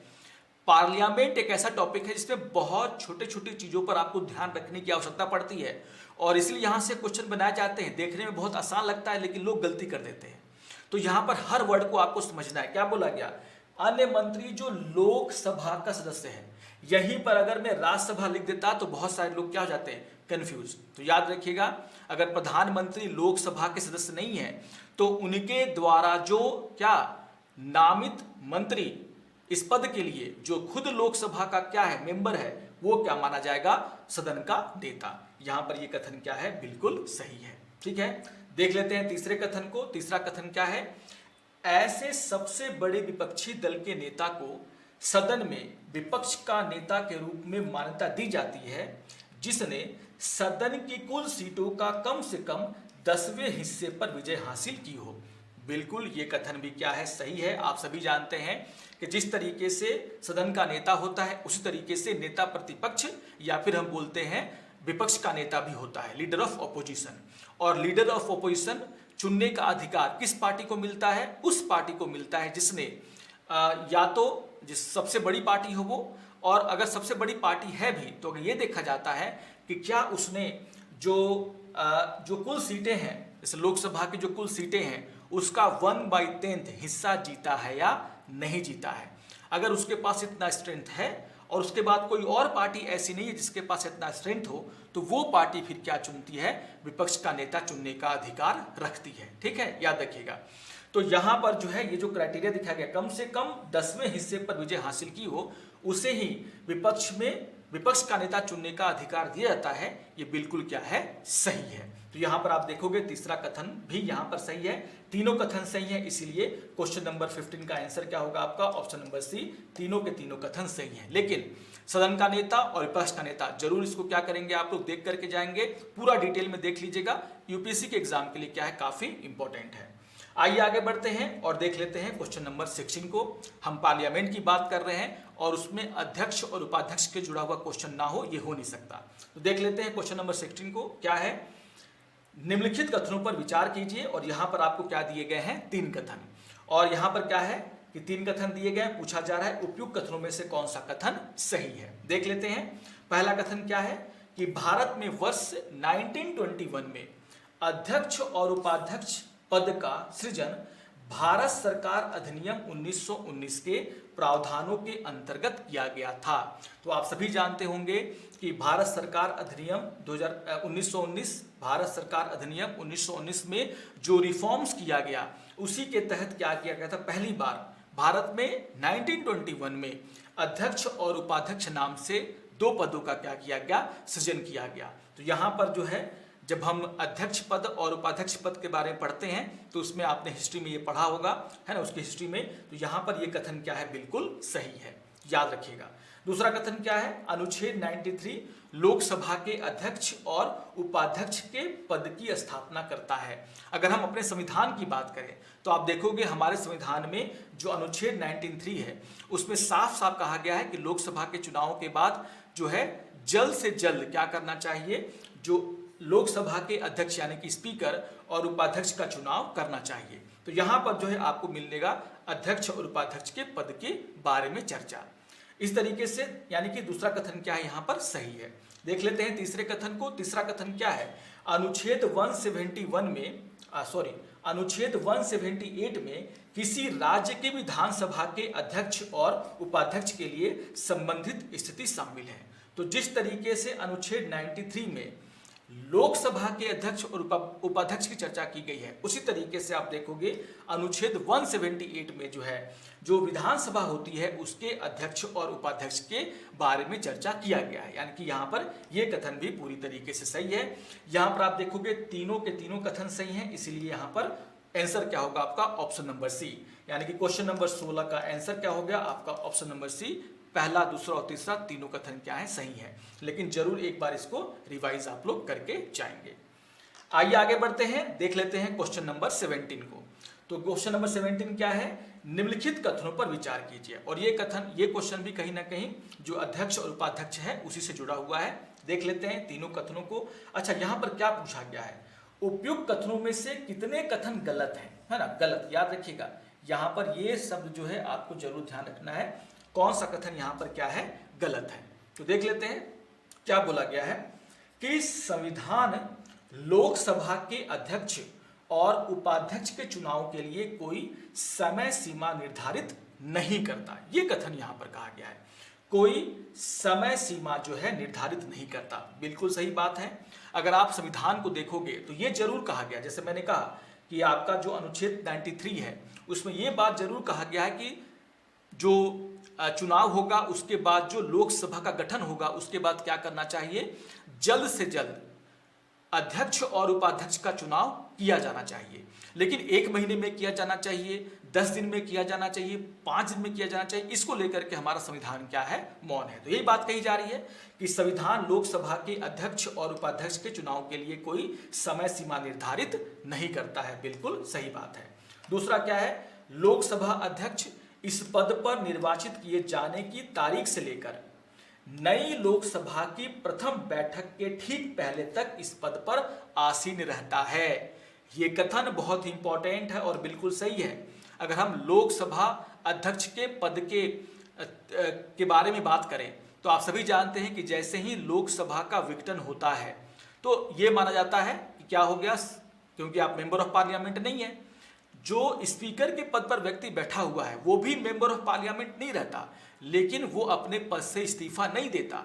कब देता है वो? जब चुनाव हो जाएंगे, नई लोकसभा का गठन हो जाएगा, उसके बाद वो क्या करेगा, अपने पद से इस्तीफा देगा, यानी कि हटेगा। यही बात यहाँ पर कही जा रही है कि लोकसभा अध्यक्ष इस पद पर निर्वाचित किए जाने की तारीख से लेकर के नई लोकसभा की जो प्रथम बैठक के ठीक पहले तक इस पद पर आसीन रहता है। याद रखिएगा, ये कथन क्या है, बिल्कुल सही है। तीसरा कथन क्या है? अध्यक्ष के निर्वाचन के लिए कोई विशेष योग्यता निर्धारित नहीं की गई है और संविधान में मात्र यह अपेक्षित है कि वह सभा का सदस्य होना चाहिए, वो सभा का सदस्य होना चाहिए। याद रखिएगा, यहां पर जो है पूछा जा रहा है क्या कि क्या बोला जा रहा है कि अध्यक्ष के लिए जो है योग्यता क्या होगी। तो आपको ध्यान में रखना है कि हमारे संविधान में लोकसभा का स्पीकर बनने के लिए योग्यता क्या होगी इसके बारे में चर्चा नहीं है। बस एक ही बात कही गई कि लोकसभा का जो अध्यक्ष है वो कौन होना चाहिए, लोकसभा का मेंबर। तो यही बात यहां पर कही गई है, सभा का क्या होना चाहिए, सदस्य होना चाहिए। तो आप देखोगे यहां पर जो तीसरा कथन है वो क्या है, वो भी यहां पर सही है। अच्छा, उपयुक्त कथनों में से पूछा जा रहा है कितना कथन गलत है, तो यहां पर आप देखोगे कि कोई भी कथन जो है गलत नहीं है। तो यहां पर आप देखोगे कि यहां पर हम लोग क्या कर देते हैं, थोड़ा सा ऑप्शन में सुधार, और यहां पर क्या लिख देते हैं कि कोई भी कथन गलत नहीं है, कोई भी कथन गलत नहीं है। याद रखिएगा थोड़ा सा यहां पर। तो पहला कथन क्या था कि संविधान लोकसभा के अध्यक्ष और उपाध्यक्ष के चुनाव के लिए कोई समय सीमा निर्धारित नहीं करता है, बिल्कुल सही कथन है ये सही कथन है, गलत नहीं है। दूसरा कथन क्या है कि लोकसभा अध्यक्ष इस पद पर निर्वाचित किए जाने की तारीख से लेकर के नई लोकसभा के प्रथम बैठक के ठीक पहले तक इस पद पर आसीन रहता है, ये कथन भी क्या है, सही है। तीसरा क्या है, अध्यक्ष के निर्वाचन के लिए कोई विशेष योग्यता निर्धारित नहीं की गई है और संविधान में मात्र यह अपेक्षित है कि वह सभा का सदस्य होना चाहिए, ये कथन भी क्या है, यहाँ पर सही है। तो तीनों कथन सही हैं, इसीलिए आप देखोगे पूछा क्या जा रहा है, उपयुक्त कथनों में से कितना कथन गलत है। तो यहाँ पर जो है हमने अपना जो ऑप्शन नंबर डी था इसको थोड़ा सा मॉडिफाई किया और क्या है, कोई भी कथन गलत नहीं है। तो यानी कि हर कथन यहाँ पर क्या है, सही है। तो ये आंसर इसका क्या होगा, आपका ऑप्शन नंबर है ना, डी। तो यहां पर थोड़ा सा जो है हम लोग कुछ ऑप्शन नंबर डी को ही क्या कर लेते हैं, सुधार लेते हैं, और कोई भी कथन गलत नहीं है ये हम लोगों ने यहां पर डाल दिया। तो इस तरह के क्वेश्चन भी आपसे पूछे जा सकते हैं, लेकिन इंपॉर्टेंट क्या है, इंपॉर्टेंट ये है कि लोकसभा का जो अध्यक्ष और उपाध्यक्ष का पद होता है वो काफी इंपॉर्टेंट होता है और उसमें बारीकियां बहुत सारी हैं और उन बारीकियों को आपको समझ करके जाना है, एग्जाम में रिवाइज करके जाना है। तो याद रखिएगा 17 का आंसर हमने क्या लाया यहाँ पर, ऑप्शन नंबर डी, कोई भी कथन गलत नहीं है। ठीक है, आइए आगे बढ़ते हैं और देख लेते हैं क्वेश्चन नंबर 18 को। और क्वेश्चन नंबर 18 क्या है, निम्नलिखित कथनों पर विचार कीजिए। निम्नलिखित कथनों पर विचार कीजिए और यहाँ पर आपको जो है 4 कथन दिए गए हैं और पूछा जा रहा है उपयुक्त कथनों में से कौन सा कथन सही है। ठीक है, तो 4 कथन दिए गए हैं, देख लेते हैं पहले कथन को। पहला कथन क्या है, संविधान में संशोधन विधेयक संसद के किसी भी सदन में पेश किया जा सकता है। देखिए एक और बहुत ही इक्वली इंपॉर्टेंट टॉपिक, और वो क्या है कि आखिर हमारे संविधान में संशोधन करने की प्रक्रिया क्या है। यहाँ से भी बार बार क्वेश्चन जो है यूपीएससी ने बनाए हैं, तो थोड़ा सा इस पर आधारित कुछ क्वेश्चन को हम लोग देख लेते हैं। क्या है, संविधान में संशोधन विधेयक संसद के किसी भी सदन में पेश किया जा सकता है। बिल्कुल सही बात है। अगर मान लीजिए सरकार को संविधान में संशोधन करना है, उसके लिए वो विधेयक लेकर के आएगी, और हमारे संविधान में कहीं पर भी इस तरह का रिस्ट्रिक्शन नहीं है कि वो विधेयक सिर्फ लोकसभा में ही आएगा या फिर राज्यसभा में आएगा, किसी भी सदन से इसकी शुरुआत की जा सकती है। तो बिल्कुल ये कथन क्या है, यहाँ पर सही है। दूसरा कथन क्या है, संविधान में संशोधन विधेयक को या तो एक मंत्री द्वारा या एक निजी सदस्य द्वारा पेश किया जा सकता है। बहुत ही इंपॉर्टेंट स्टेटमेंट, याद रखिएगा। देखिए, आपको ध्यान में रखना है कि जो संविधान संशोधन विधेयक है वो एक मंत्री के द्वारा भी लाया जा सकता है, अगर सरकार ला रही है तो। आपने देखा होगा कभी कभी जो निजी सदस्य हैं, जो प्राइवेट मेंबर हैं, वो भी क्या करते हैं, प्राइवेट मेंबर बिल लेकर के आते हैं कभी कभी, और वो भी जो है संविधान में संशोधन करने के लिए प्राइवेट मेंबर बिल पेश करते हैं। तो एक प्राइवेट मेंबर यानी कि निजी सदस्य होने के कारण आपके पास ये अधिकार है कि आप किसी तरह का बिल जो है ला सकते हैं सदन के पटल पर। और यहां पर जो कथन 2 है वो भी क्या है आपका, बिल्कुल सही है कि संविधान में संशोधन विधेयक को या तो कोई मंत्री पेश करेगा, यानी कि अगर सरकार की तरफ से ऐसा कोई विधेयक पेश हो रहा है तो वो कोई मंत्री होना चाहिए, या फिर जो निजी सदस्य है यानी जो प्राइवेट मेंबर हैं वो भी क्या कर सकते हैं, इस तरह के बिल को लेकर के आ सकते हैं। पास होने या ना होना अलग बात है, लेकिन वो लेकर के जरूर आ सकते हैं। ये कथन यहां पर क्या है, सही है। तीसरा कथन क्या है कि प्रत्येक सदन को अलग अलग विधेयक पारित करना पड़ता है। बिल्कुल सही बात है। अगर हम संविधान संशोधन में की बात करें, विधेयक की बात करें, तो अगर मान लीजिए वो लोकसभा में लाया गया तो लोकसभा पहले इसको पारित करेगी, फिर ये राज्यसभा में जाएगा, फिर राज्यसभा इसको पारित करेगी, तो अलग अलग पारित करने की क्या है, आवश्यकता पड़ती है। बिल्कुल ये कथन क्या है, सही है। चौथा कथन क्या है, असहमति होने पर सदनों की संयुक्त बैठक का प्रावधान है। ये कथन जो है गलत है। आप सभी जानते हैं सिर्फ ऑर्डिनरी बिल पर, जो सामान्य बिल हैं, अगर उसमें जो है लोकसभा और राज्यसभा के में गतिरोध है उस बिल के ऊपर, तो वो क्या करते हैं, संयुक्त बैठक कर सकते हैं, है ना। तो यहां पर आप देखोगे कि जो संविधान संशोधन विधेयक होते हैं उस पर जो है अगर लोकसभा और राज्यसभा के बीच में कोई गतिरोध है तो यहां पर गतिरोध को दूर करने के लिए संयुक्त बैठक जो है नहीं की जा सकती, इसका प्रावधान नहीं है। यानी कि ये कथन यहां पर गलत है। फोर्थ जो स्टेटमेंट यहां पर गलत हुआ, तो यानी कि यहां पर आपका आंसर क्या निकल के निकलेगा, ऑप्शन नंबर बी।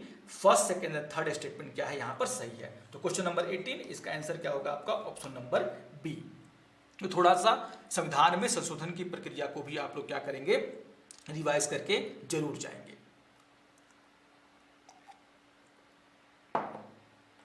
आइए आगे बढ़ते हैं और देख लेते हैं क्वेश्चन नंबर 19 को। क्वेश्चन नंबर 19 क्या है, दिए गए कथनों में से कौन सा कथन गलत है। आपको क्या लगाना है कि कौन सा कथन यहां पर गलत है, देख लेते हैं।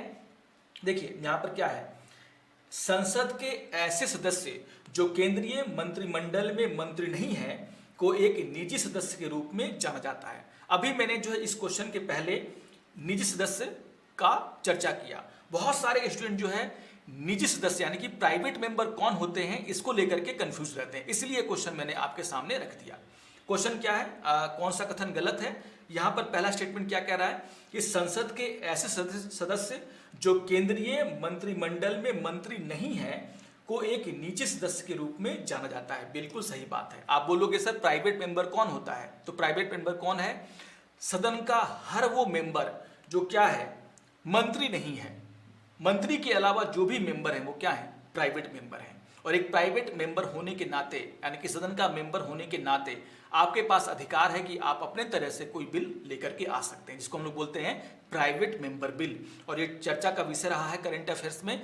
तो प्राइवेट मेंबर बिल और प्राइवेट मेंबर किसको कहते हैं, इससे जुड़े हुए जो प्रश्न है उसको आप लोग जरूर ध्यानपूर्वक क्या करेंगे, रिवाइज करेंगे। तो पहला तो सही निकल गया। दूसरा क्या है, एक निजी सदस्य द्वारा पेश किए गए विधेयक को निजी सदस्य विधेयक के रूप में संदर्भित किया जाता है। बिल्कुल सही बात है। एक प्राइवेट मेंबर द्वारा जो बिल लाया जाता है उसको हम लोग क्या बोलते हैं, प्राइवेट मेंबर बिल यानी कि निजी सदस्य विधेयक। तो यहां पर यह कथन भी सही है। देख लेते हैं तीसरे नंबर को। तीसरा नंबर क्या है, निजी विधेयक को स्वीकार करना या नहीं करना नहीं, इसका निर्णय सदन के पीठासीन अधिकारी द्वारा किया जाता है। बिल्कुल सही बात है। याद रखिएगा, एक निजी सदस्य होने के नाते आपके पास अधिकार है कि आप अपना प्राइवेट मेंबर बिल लेकर के आ सकते हैं, लेकिन उसको स्वीकार किया जाए या नहीं किया जाए इसका अधिकार किसके पास होता है, पीठासीन अधिकारी के पास होता है। याद रखिएगा, है ना। तो आप अगर प्राइवेट मेंबर बिल लेकर के आना चाहते हैं तो आपको 1 महीने पहले जो है नोटिस देने की आवश्यकता होती है, याद रखिएगा। और उसके बाद यही तय किया जाता है कि क्या ये बिल एक्सेप्ट किया जाए या नहीं किया जाए। तो यहाँ पर तीसरा कथन भी क्या है, सही है। चौथा कथन तो गलत होगा ही होगा, लेकिन चौथा कथन है क्या कि एक निजी सदस्य विधेयक को किसी भी दिन पेश किया जा सकता है। आपको ध्यान में रखना है, जैसे मैंने कहा कि सदन में इसे पेश करने के लिए आप क्या करेंगे, 1 महीने पहले नोटिस देंगे कि हाँ हम जो है इस तरह का बिल इस विषय पर पेश करना चाहते हैं। फिर उसकी स्क्रूटनी होगी, यानी कि उसकी जांच होगी। और यहाँ पर आप अगर मान लीजिए इसको प्रस्तुत करने के निर्णय लिए जाते हैं तो आप प्रस्तुत सिर्फ और सिर्फ कब कर सकते हैं, शुक्रवार को ही। तो प्रस्तुत करने और इस पर चर्चा करने का कार्य केवल जो है फ्राइडे यानी कि शुक्रवार को ही किया जा सकता है। तो आप कभी भी जो है ये कहना कि किसी भी दिन आप इसको पेश कर सकते हैं, ये जो है उचित नहीं है। यहाँ पर ये कथन क्या होगा, गलत होगा। तो प्राइवेट मेंबर बिल और प्राइवेट मेंबर कौन होते हैं, ये टॉपिक बहुत ही चर्चा का विषय बना हुआ था पिछले, अगर आप 1-1.5 साल में देखेंगे तो इसीलिए ये टॉपिक जो है आपके सामने रखा गया। आइए आगे बढ़ते हैं और देख लेते हैं क्वेश्चन नंबर 20 को। अंतरराज्यीय परिषद काफी इंपॉर्टेंट एक मिसलेनियस टॉपिक आप कह सकते हैं। जब हम पढ़ते हैं राष्ट्रपति के पावर के बारे में या फिर पार्लियामेंट, तो यहाँ पर ये टॉपिक भी काफी इंपॉर्टेंट हो जाता है और काफी अच्छे क्वेश्चन जो इससे बनाए जाते रहे हैं। देख लेते हैं, अंतरराज्यीय परिषद से जुड़े कथनों पर विचार कीजिए। यहाँ पर आपको 3 कथन दिए गए हैं, पूछा जा रहा है कौन सा कथन सही है। देख लेते हैं पहले कथन को। पहला कथन क्या है कि संविधान का अनुच्छेद 263 राष्ट्रपति को राज्यों के बीच विवादों के समाधान के लिए अंतरराज्यीय परिषद गठित करने की शक्ति देता है। बिल्कुल सही बात है। आप देखोगे अनुच्छेद 263 जो है उसमें ये बात कही गई है कि अगर राज्यों के बीच में विवाद है या केंद्र राज्य के बीच में विवाद है तो उसके निपटारे, उसके समाधान के लिए जो है अंतरराज्यीय परिषद जो है गठित किया जा सकता है। दूसरा कथन क्या है कि केंद्र और राज्य संबंधों पर गठित सरकारीय आयोग ने सुझाव दिया कि परिषद को एक अस्थायी निकाय के रूप में अस्तित्व में रहना चाहिए। ये कथन भी बिल्कुल सही है। आप देखोगे कि ये क्वेश्चन बार बार आता है कि किस आयोग के सुझाव पर जो है अंतरराज्यीय परिषद को एक अस्थायी रूप दिया गया, यानी कि उसका गठन किया गया। तो याद रखिएगा, केंद्र राज्य संबंधों पर जो सरकारीय आयोग गठित किया गया था, उन्होंने ही ये सिफारिश की थी कि हम क्या करें, एक अस्थायी अंतरराज्यीय परिषद का गठन करें, है ना, जो कि क्या करेगा, राज्यों के बीच जो विवाद है उसको सुलझाने के लिए एक मंच प्रदान करेगा। तो ये कथन भी क्या यहाँ पर आपका बिल्कुल सही है। आइए देख लेते हैं तीसरे कथन को। तीसरा कथन क्या है, 1990 में अंतरराज्यीय परिषद एक राष्ट्रपति के आदेश के माध्यम से अस्तित्व में आया। बिल्कुल, क्योंकि अनुच्छेद 363 साफ साफ कहता है कि अंतरराज्यीय परिषद गठित करने की शक्ति किसके पास है, तो राष्ट्रपति के पास है। और इसी का उपयोग करते हुए एक अंतरराज्यीय परिषद का क्या किया गया, 1990 में गठन किया गया सरकारीय आयोग के सिफारिश पर। तो यहाँ पर तीसरा कथन भी क्या है, सही है, यानी कि आंसर क्या होगा, तीनों कथन यहाँ पर सही है। लेकिन अंतरराज्यीय परिषद जरूर आप क्या करेंगे, पढ़ करके जाएंगे। आइए देख लेते हैं क्वेश्चन नंबर 21 को। और क्वेश्चन नंबर 21 क्या है, निम्नलिखित कथनों पर विचार कीजिए। और यहाँ पर आपको 3 कथन दिए गए हैं और पूछा जा रहा है उपयुक्त कथनों में से कौन सा कथन सही है। देख लेते हैं, पहला कथन क्या है, आम चुनाव के पश्चात जब लोकसभा पहली बार बैठक के लिए आमंत्रित की जाती है तो राष्ट्रपति लोकसभा के किसी सदस्य को अस्थायी अध्यक्ष के रूप में नियुक्त करता है। यानी कि हम यहाँ पर बात कर रहे हैं प्रोटेम स्पीकर की, अस्थायी अध्यक्ष के रूप में नियुक्त करता है। बिल्कुल सही बात है, क्योंकि अभी आपके लोकसभा का गठन हुआ है, अध्यक्ष का चुनाव हुआ नहीं है। जो पहले से अध्यक्ष आ रहा है लोकसभा का, उसने इस्तीफा दे दिया है बैठक के पहले। तो अब क्या होगा कि राष्ट्रपति क्या करेंगे, प्रोटेम स्पीकर की नियुक्ति करेंगे, जिसको हम लोग बोलते हैं अस्थायी अध्यक्ष। बिल्कुल सही बात है। दूसरा क्या है, प्रोटेम यानी कि अस्थायी स्पीकर अस्थायी अध्यक्ष के चुने जाने तक अध्यक्ष के कर्तव्यों का निर्वहन करता है और उसके पास अध्यक्ष की सभी शक्तियां होती हैं। बिल्कुल सही बात है। जब तक लोकसभा के अध्यक्ष का चुनाव नहीं हो जाता तो एक अध्यक्ष के रूप में जो भी शक्तियां हैं उसका निर्वहन कौन करेगा, तो प्रोटेम स्पीकर यानी कि अस्थायी स्पीकर करेगा। ये बात भी बिल्कुल यहाँ पर सही है। तीसरा कथन क्या है, नियमों के अनुसार इसके लिए वरिष्ठतम सदस्यों को चुना जाता है। देखिए, ये कोई नियम नहीं है, ये एक परंपरा है कि जो लोग भी बहुत क्या होते हैं, एक्सपीरियंस्ड होते हैं, जो 4 बार 5 बार से क्या है लोकसभा के मेंबर बन रहे हैं, उनके प्रक्रियाओं को जानते हैं, उन्हें क्या बनाया जाता है राष्ट्रपति के द्वारा, प्रोटेम स्पीकर। तो यहाँ पर जो ये कोई नियम नहीं है बल्कि एक परंपरा है। राष्ट्रपति किसी को भी क्या कर सकते हैं, प्रोटेम स्पीकर के रूप में नियुक्त कर सकते हैं। तो कहा जा रहा कि नियमों के अनुसार, नियम का जो यहाँ पे शब्द लिया गया, इसीलिए जो है ये कथन क्या हो जा रहा है, गलत। यानी कि यहाँ पर दो कथन सही है, पहला और दूसरा। आंसर क्या निकल के आया आपका, ऑप्शन नंबर बी। आइए आगे बढ़ते हैं। तो प्रोटेम स्पीकर को भी आप लोग जरूर देखेंगे। अध्यादेश एक बहुत ही इंपॉर्टेंट टॉपिक, इसको जरूर रिवाइज करके जाएंगे एग्जाम में। और क्वेश्चन नंबर 22 क्या है, अध्यादेशों के बारे में निम्नलिखित कथनों पर विचार करें। और यहां पर आपको 3 कथन दिया गया है और पूछा जा रहा है कि कितने कथन यहां पर क्या है, सही है। देख लेते हैं। संविधान का अनुच्छेद 123 राष्ट्रपति को एक अध्यादेश जारी करने का अधिकार देता है। बिल्कुल सही बात है। हमारे संविधान के अनुच्छेद 123 में क्या है, कुछ कंडीशन अगर फुलफिल होते हैं तो क्या है, राष्ट्रपति क्या कर सकते हैं, अध्यादेश जारी कर सकते हैं। कंडीशन क्या है कि दोनों सदन अगर मान लीजिए चल नहीं रहे हैं या फिर कोई भी एक सदन क्या है, स्थगित है, तो यहाँ पर कोई भी बिल सरकार पास नहीं कर सकती। तो ऐसे कंडीशन में, और दूसरा अगर राष्ट्रपति को ये लगता है, राष्ट्रपति संतुष्ट हैं कि ऐसा कंडीशन है देश में जिस पर कि अध्यादेश जारी किया जाए, तो ये 2 कंडीशन सेटिस्फाइड होने पर क्या हो सकते हैं, राष्ट्रपति के द्वारा जो है अध्यादेश जारी किया जा सकता है। और इसकी चर्चा कहां पर है, अनुच्छेद 123 में। तो पहला कथन तो सही है। दूसरा कथन क्या है, अध्यादेश जारी करने की शक्ति राष्ट्रपति की विवेकाधीन शक्ति है। बहुत ही इंपॉर्टेंट स्टेटमेंट। देखिए हमने क्या कहा, अनुच्छेद 123 क्या करता है, राष्ट्रपति को यह अधिकार देता है कि वो अध्यादेश प्रख्यापित करे, जारी करे। लेकिन इंपॉर्टेंट ये है आपको समझना कि राष्ट्रपति अपने विवेक से जो है अध्यादेश जारी नहीं करते। राष्ट्रपति किसकी सलाह पर काम करते हैं, मंत्री परिषद की।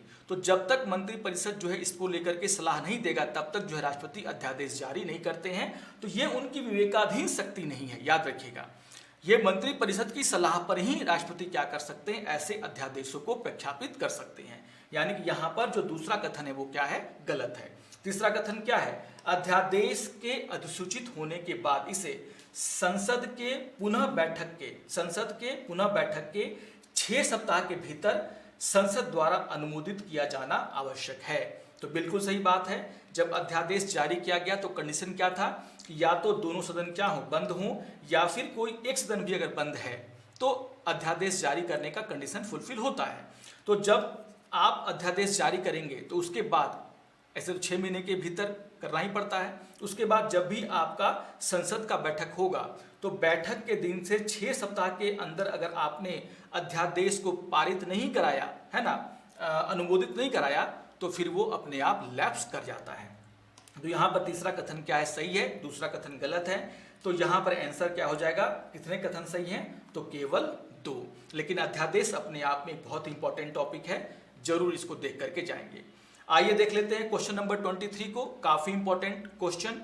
और हम अभी राष्ट्रपति के बारे में बात कर रहे थे, और राष्ट्रपति का जो क्षमादान की शक्ति है वो भी काफी इंपॉर्टेंट है एग्जाम पॉइंट ऑफ व्यू से। तो उस पर दिया गया एक क्वेश्चन यहाँ पर है, दिए गए कथनों में से कौन सा कथन सुमेलित है। और यहाँ पर क्या है, वही जो क्षमादान के अलग अलग प्रकार हैं उसकी चर्चा की गई है, और दूसरी तरफ इसके अर्थों की चर्चा की गई है, और आपको बताना है कि इसमें से कौन से कथन सुमेलित है।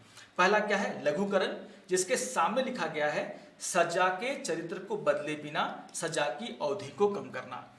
जब हम बात करते हैं लघुकरण की, यानी कि कम्यूटेशन की, इंग्लिश में बोलते हैं कम्यूटेशन, उसका मतलब क्या है, सजा की प्रकृति को बदलना, सजा की प्रकृति को बदलना। तो यानी कि आप देखोगे यहाँ पर क्या लिखा हुआ है, दूसरे पॉइंट में ये लिखा हुआ है सजा की प्रकृति को बदलना। यानी कि पहला जो है क्या है वो सुमेलित नहीं है, क्योंकि इसके सामने क्या लिखा हुआ है, सजा के चरित्र को बदले बिना सजा की अवधि को कम करना। जबकि मैंने क्या बताया, लघुकरण का मतलब क्या है, सजा की प्रकृति को बदलना, ठीक है ना। दूसरा क्या है, परिहार। परिहार का मतलब क्या दिया हुआ है, रिमिशन का मतलब है, इसका अर्थ है सजा के चरित्र को बदले बिना सजा की अवधि को कम करना, सजा की अवधि कम करना। लेकिन सजा का चरित्र जो है वो वही रहेगा। यानी कि आपको जेल टर्म मिला था मान लीजिए 14 वर्षों का, उसको घटाकर कर दिया गया कितना, 10 वर्षों का, लेकिन था जेल टर्म, वो जेल टर्म ही रहेगा, सजा का चरित्र नहीं बदला। तो यहाँ पर आप देखोगे कि परिहार जो है यहाँ पर लिखा गया है, यानी कि ये भी सुमेलित नहीं है। तीसरा क्या है, विराम, इसमें क्या लिखा हुआ है, विशेष परिस्थितियों की वजह से सजा को कम करना। तो आप देखोगे यहाँ पर रिस्पाइट यानी कि विराम के बारे में चर्चा की गई है। उसका शाब्दिक अर्थ क्या होता है कि विशेष परिस्थितियों की वजह से सजा को क्या करना, कम करना। जैसे आप देखोगे कि आपका जो फिजिकल कंडीशन है, मेंटल कंडीशन है, और खास करके अगर महिला है तो अगर प्रेगनेंसी की हालत है तो यहाँ पर क्या करना, उस हालत पर जो है विचार करके विशेष परिस्थितियों में आपकी सजा की अवधि को कम करना। तो यहाँ पर जो है ये क्या है, सुमेलित है। चौथा क्या है, प्रविलंबन, और प्रविलंबन को हम क्या बोलते हैं, रिप्राइव। और आप देखोगे रिप्राइव का मतलब क्या होता है, सजा पर अस्थायी रोक। खास करके जब आपको मृत्युदंड मिलता है तो उस पर अस्थायी रोक लगाई जाती है ताकि वो व्यक्ति क्या है, दया याचिका डाल सके, किसके पास, राष्ट्रपति के पास। तो यहाँ पर आप देखोगे क्या है, अस्थायी अवधि के लिए किसी सजा, विशेषकर मृत्यु के निष्पादन पर रोक लगाना।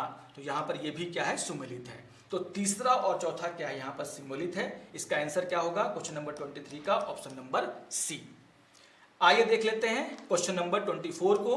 24 इसी से जुड़ा हुआ है। क्या है, दया याचिका के बारे में दिए गए कथनों में से कौन सा कथन सही है। और यहाँ पर आपको जो है 2 कथन दिए गए हैं और विकल्प भी आपको दे दिए गए हैं। तो कौन सा कथन सही है देख लेना है। दया याचिका को लेकर के, दया याचिका के बारे में क्या लिखा गया है कि जब कोई व्यक्ति सभी मौजूदा कानूनों के तहत उसके लिए उपलब्ध सभी उपायों को खो देता है तो वह दया याचिका दायर कर सकता है। तो बिल्कुल जो कानून में जितने भी उपलब्ध बचाव के उपाय हैं वो जब खत्म हो जाते हैं तो क्या है, कोई व्यक्ति क्या कर सकता है, दया याचिका दायर कर सकता है। बिल्कुल ये सही है।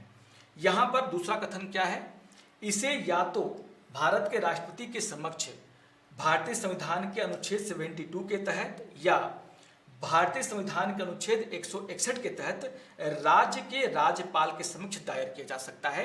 यहाँ पर यह कथन भी क्या है, सही है। तो आप देखोगे दोनों के दोनों कथन सही हैं, इसलिए इसका आंसर क्या होगा आपका, ऑप्शन नंबर बी। दोनों कथन यहाँ पर क्या है, सही है। दया याचिका करेंट अफेयर्स का एक बहुत इंपॉर्टेंट टॉपिक, काफी दिनों से चर्चा का विषय बना हुआ है, तो इसीलिए जो है दया याचिका को मैंने यहाँ पर इंक्लूड कर लिया। एक बार जरूर आप लोग क्या करेंगे, देखेंगे। चलिए आज का लास्ट क्वेश्चन देख लेते हैं। क्वेश्चन नंबर 25 क्या है, उपराष्ट्रपति को हटाने के संबंध में निम्नलिखित में से कौन सा कथन सही है। उपराष्ट्रपति को हटाने की प्रक्रिया बहुत इंपॉर्टेंट है ना। तो यहाँ पर 2 कथन दिए गए हैं। पहला कथन क्या है, उन पर केवल संविधान के उल्लंघन के आरोप में महाभियोग चलाया जा सकता है। याद रखिएगा, बात हो रही किसके, उपराष्ट्रपति को हटाने की प्रक्रिया की। और उपराष्ट्रपति के हटाने की प्रक्रिया को तो पहले हम महाभियोग बोलते ही नहीं है, ठीक है ना। तो ये बात की चर्चा ही नहीं की गई है कि हाँ संविधान के उल्लंघन के आधार पर उनको। तो यहां पर आप ध्यान रखेंगे कि जो पहला कथन है वो क्या है, आपका गलत है। दूसरा कथन क्या है, राष्ट्रपति को हटाने पर जबकि उपराष्ट्रपति कार्यवाहक राष्ट्रपति बन जाता है, भारत के मुख्य न्यायाधीश शेष कार्यकाल के लिए उपराष्ट्रपति के रूप में कार्यभार संभालते हैं। ये कथन भी क्या है, बिल्कुल गलत है। ऐसा तो है ही नहीं, ठीक है ना। तो आप देखोगे कि दोनों के दोनों कथन क्या है, सही नहीं है। तो यहां पर क्या होगा, ऑप्शन नंबर डी, ना तो 1 ना ही 2। तो काफी इंपॉर्टेंट है ये क्वेश्चन नंबर 25 भी, इसको भी आप क्या करेंगे, जरूर बना करके जाएंगे। तो आज के सत्र में आपने देखा कि हमने जो है प्रेसिडेंट, वाइस प्रेसिडेंट, हमने जो पार्लियामेंट के कुछ टर्म है उस पर क्या किया, कुछ क्वेश्चन के जरिए रिवीजन करने का प्रयास किया। जो हमारा कल का सेशन होगा उसमें हम लोग पार्लियामेंट, इसके अलावा कुछ कॉन्स्टिट्यूशनल और नॉन कॉन्स्टिट्यूशनल बॉडी और इसके अलावा कुछ मिसलेनियस टॉपिक की क्या करेंगे, रिवीजन करेंगे एमसीक्यू के माध्यम से। तो जो भी टॉपिक यहाँ पर उठाए गए हैं उसको एक बार जरूर आप लोग रिवाइज कीजिए, आपके एग्जाम पॉइंट ऑफ व्यू से काफी इंपॉर्टेंट है। तो आशा करता हूं कि आपको आज का ये सेकंड सेशन भी पसंद आया होगा। अगर आपको ये सेशन अच्छा लगे तो आप जरूर इसको लाइक करेंगे, अपने कमेंट हमें देंगे, इसको आप स्प्रेड भी करेंगे ताकि दूसरे जो स्टूडेंट हैं उनको भी इसके बारे में जानकारी प्राप्त हो। अगर आप पहली बार हमारे यूट्यूब चैनल पर आए हैं तो आप हमारे चैनल को जरूर सब्सक्राइब कर लें ताकि ये सेशन आप तक आसानी से पहुंचता रहे। तो मिलते हैं अगले सत्र में कुछ और एमसीक्यू के साथ। तब तक के लिए नमस्कार और धन्यवाद।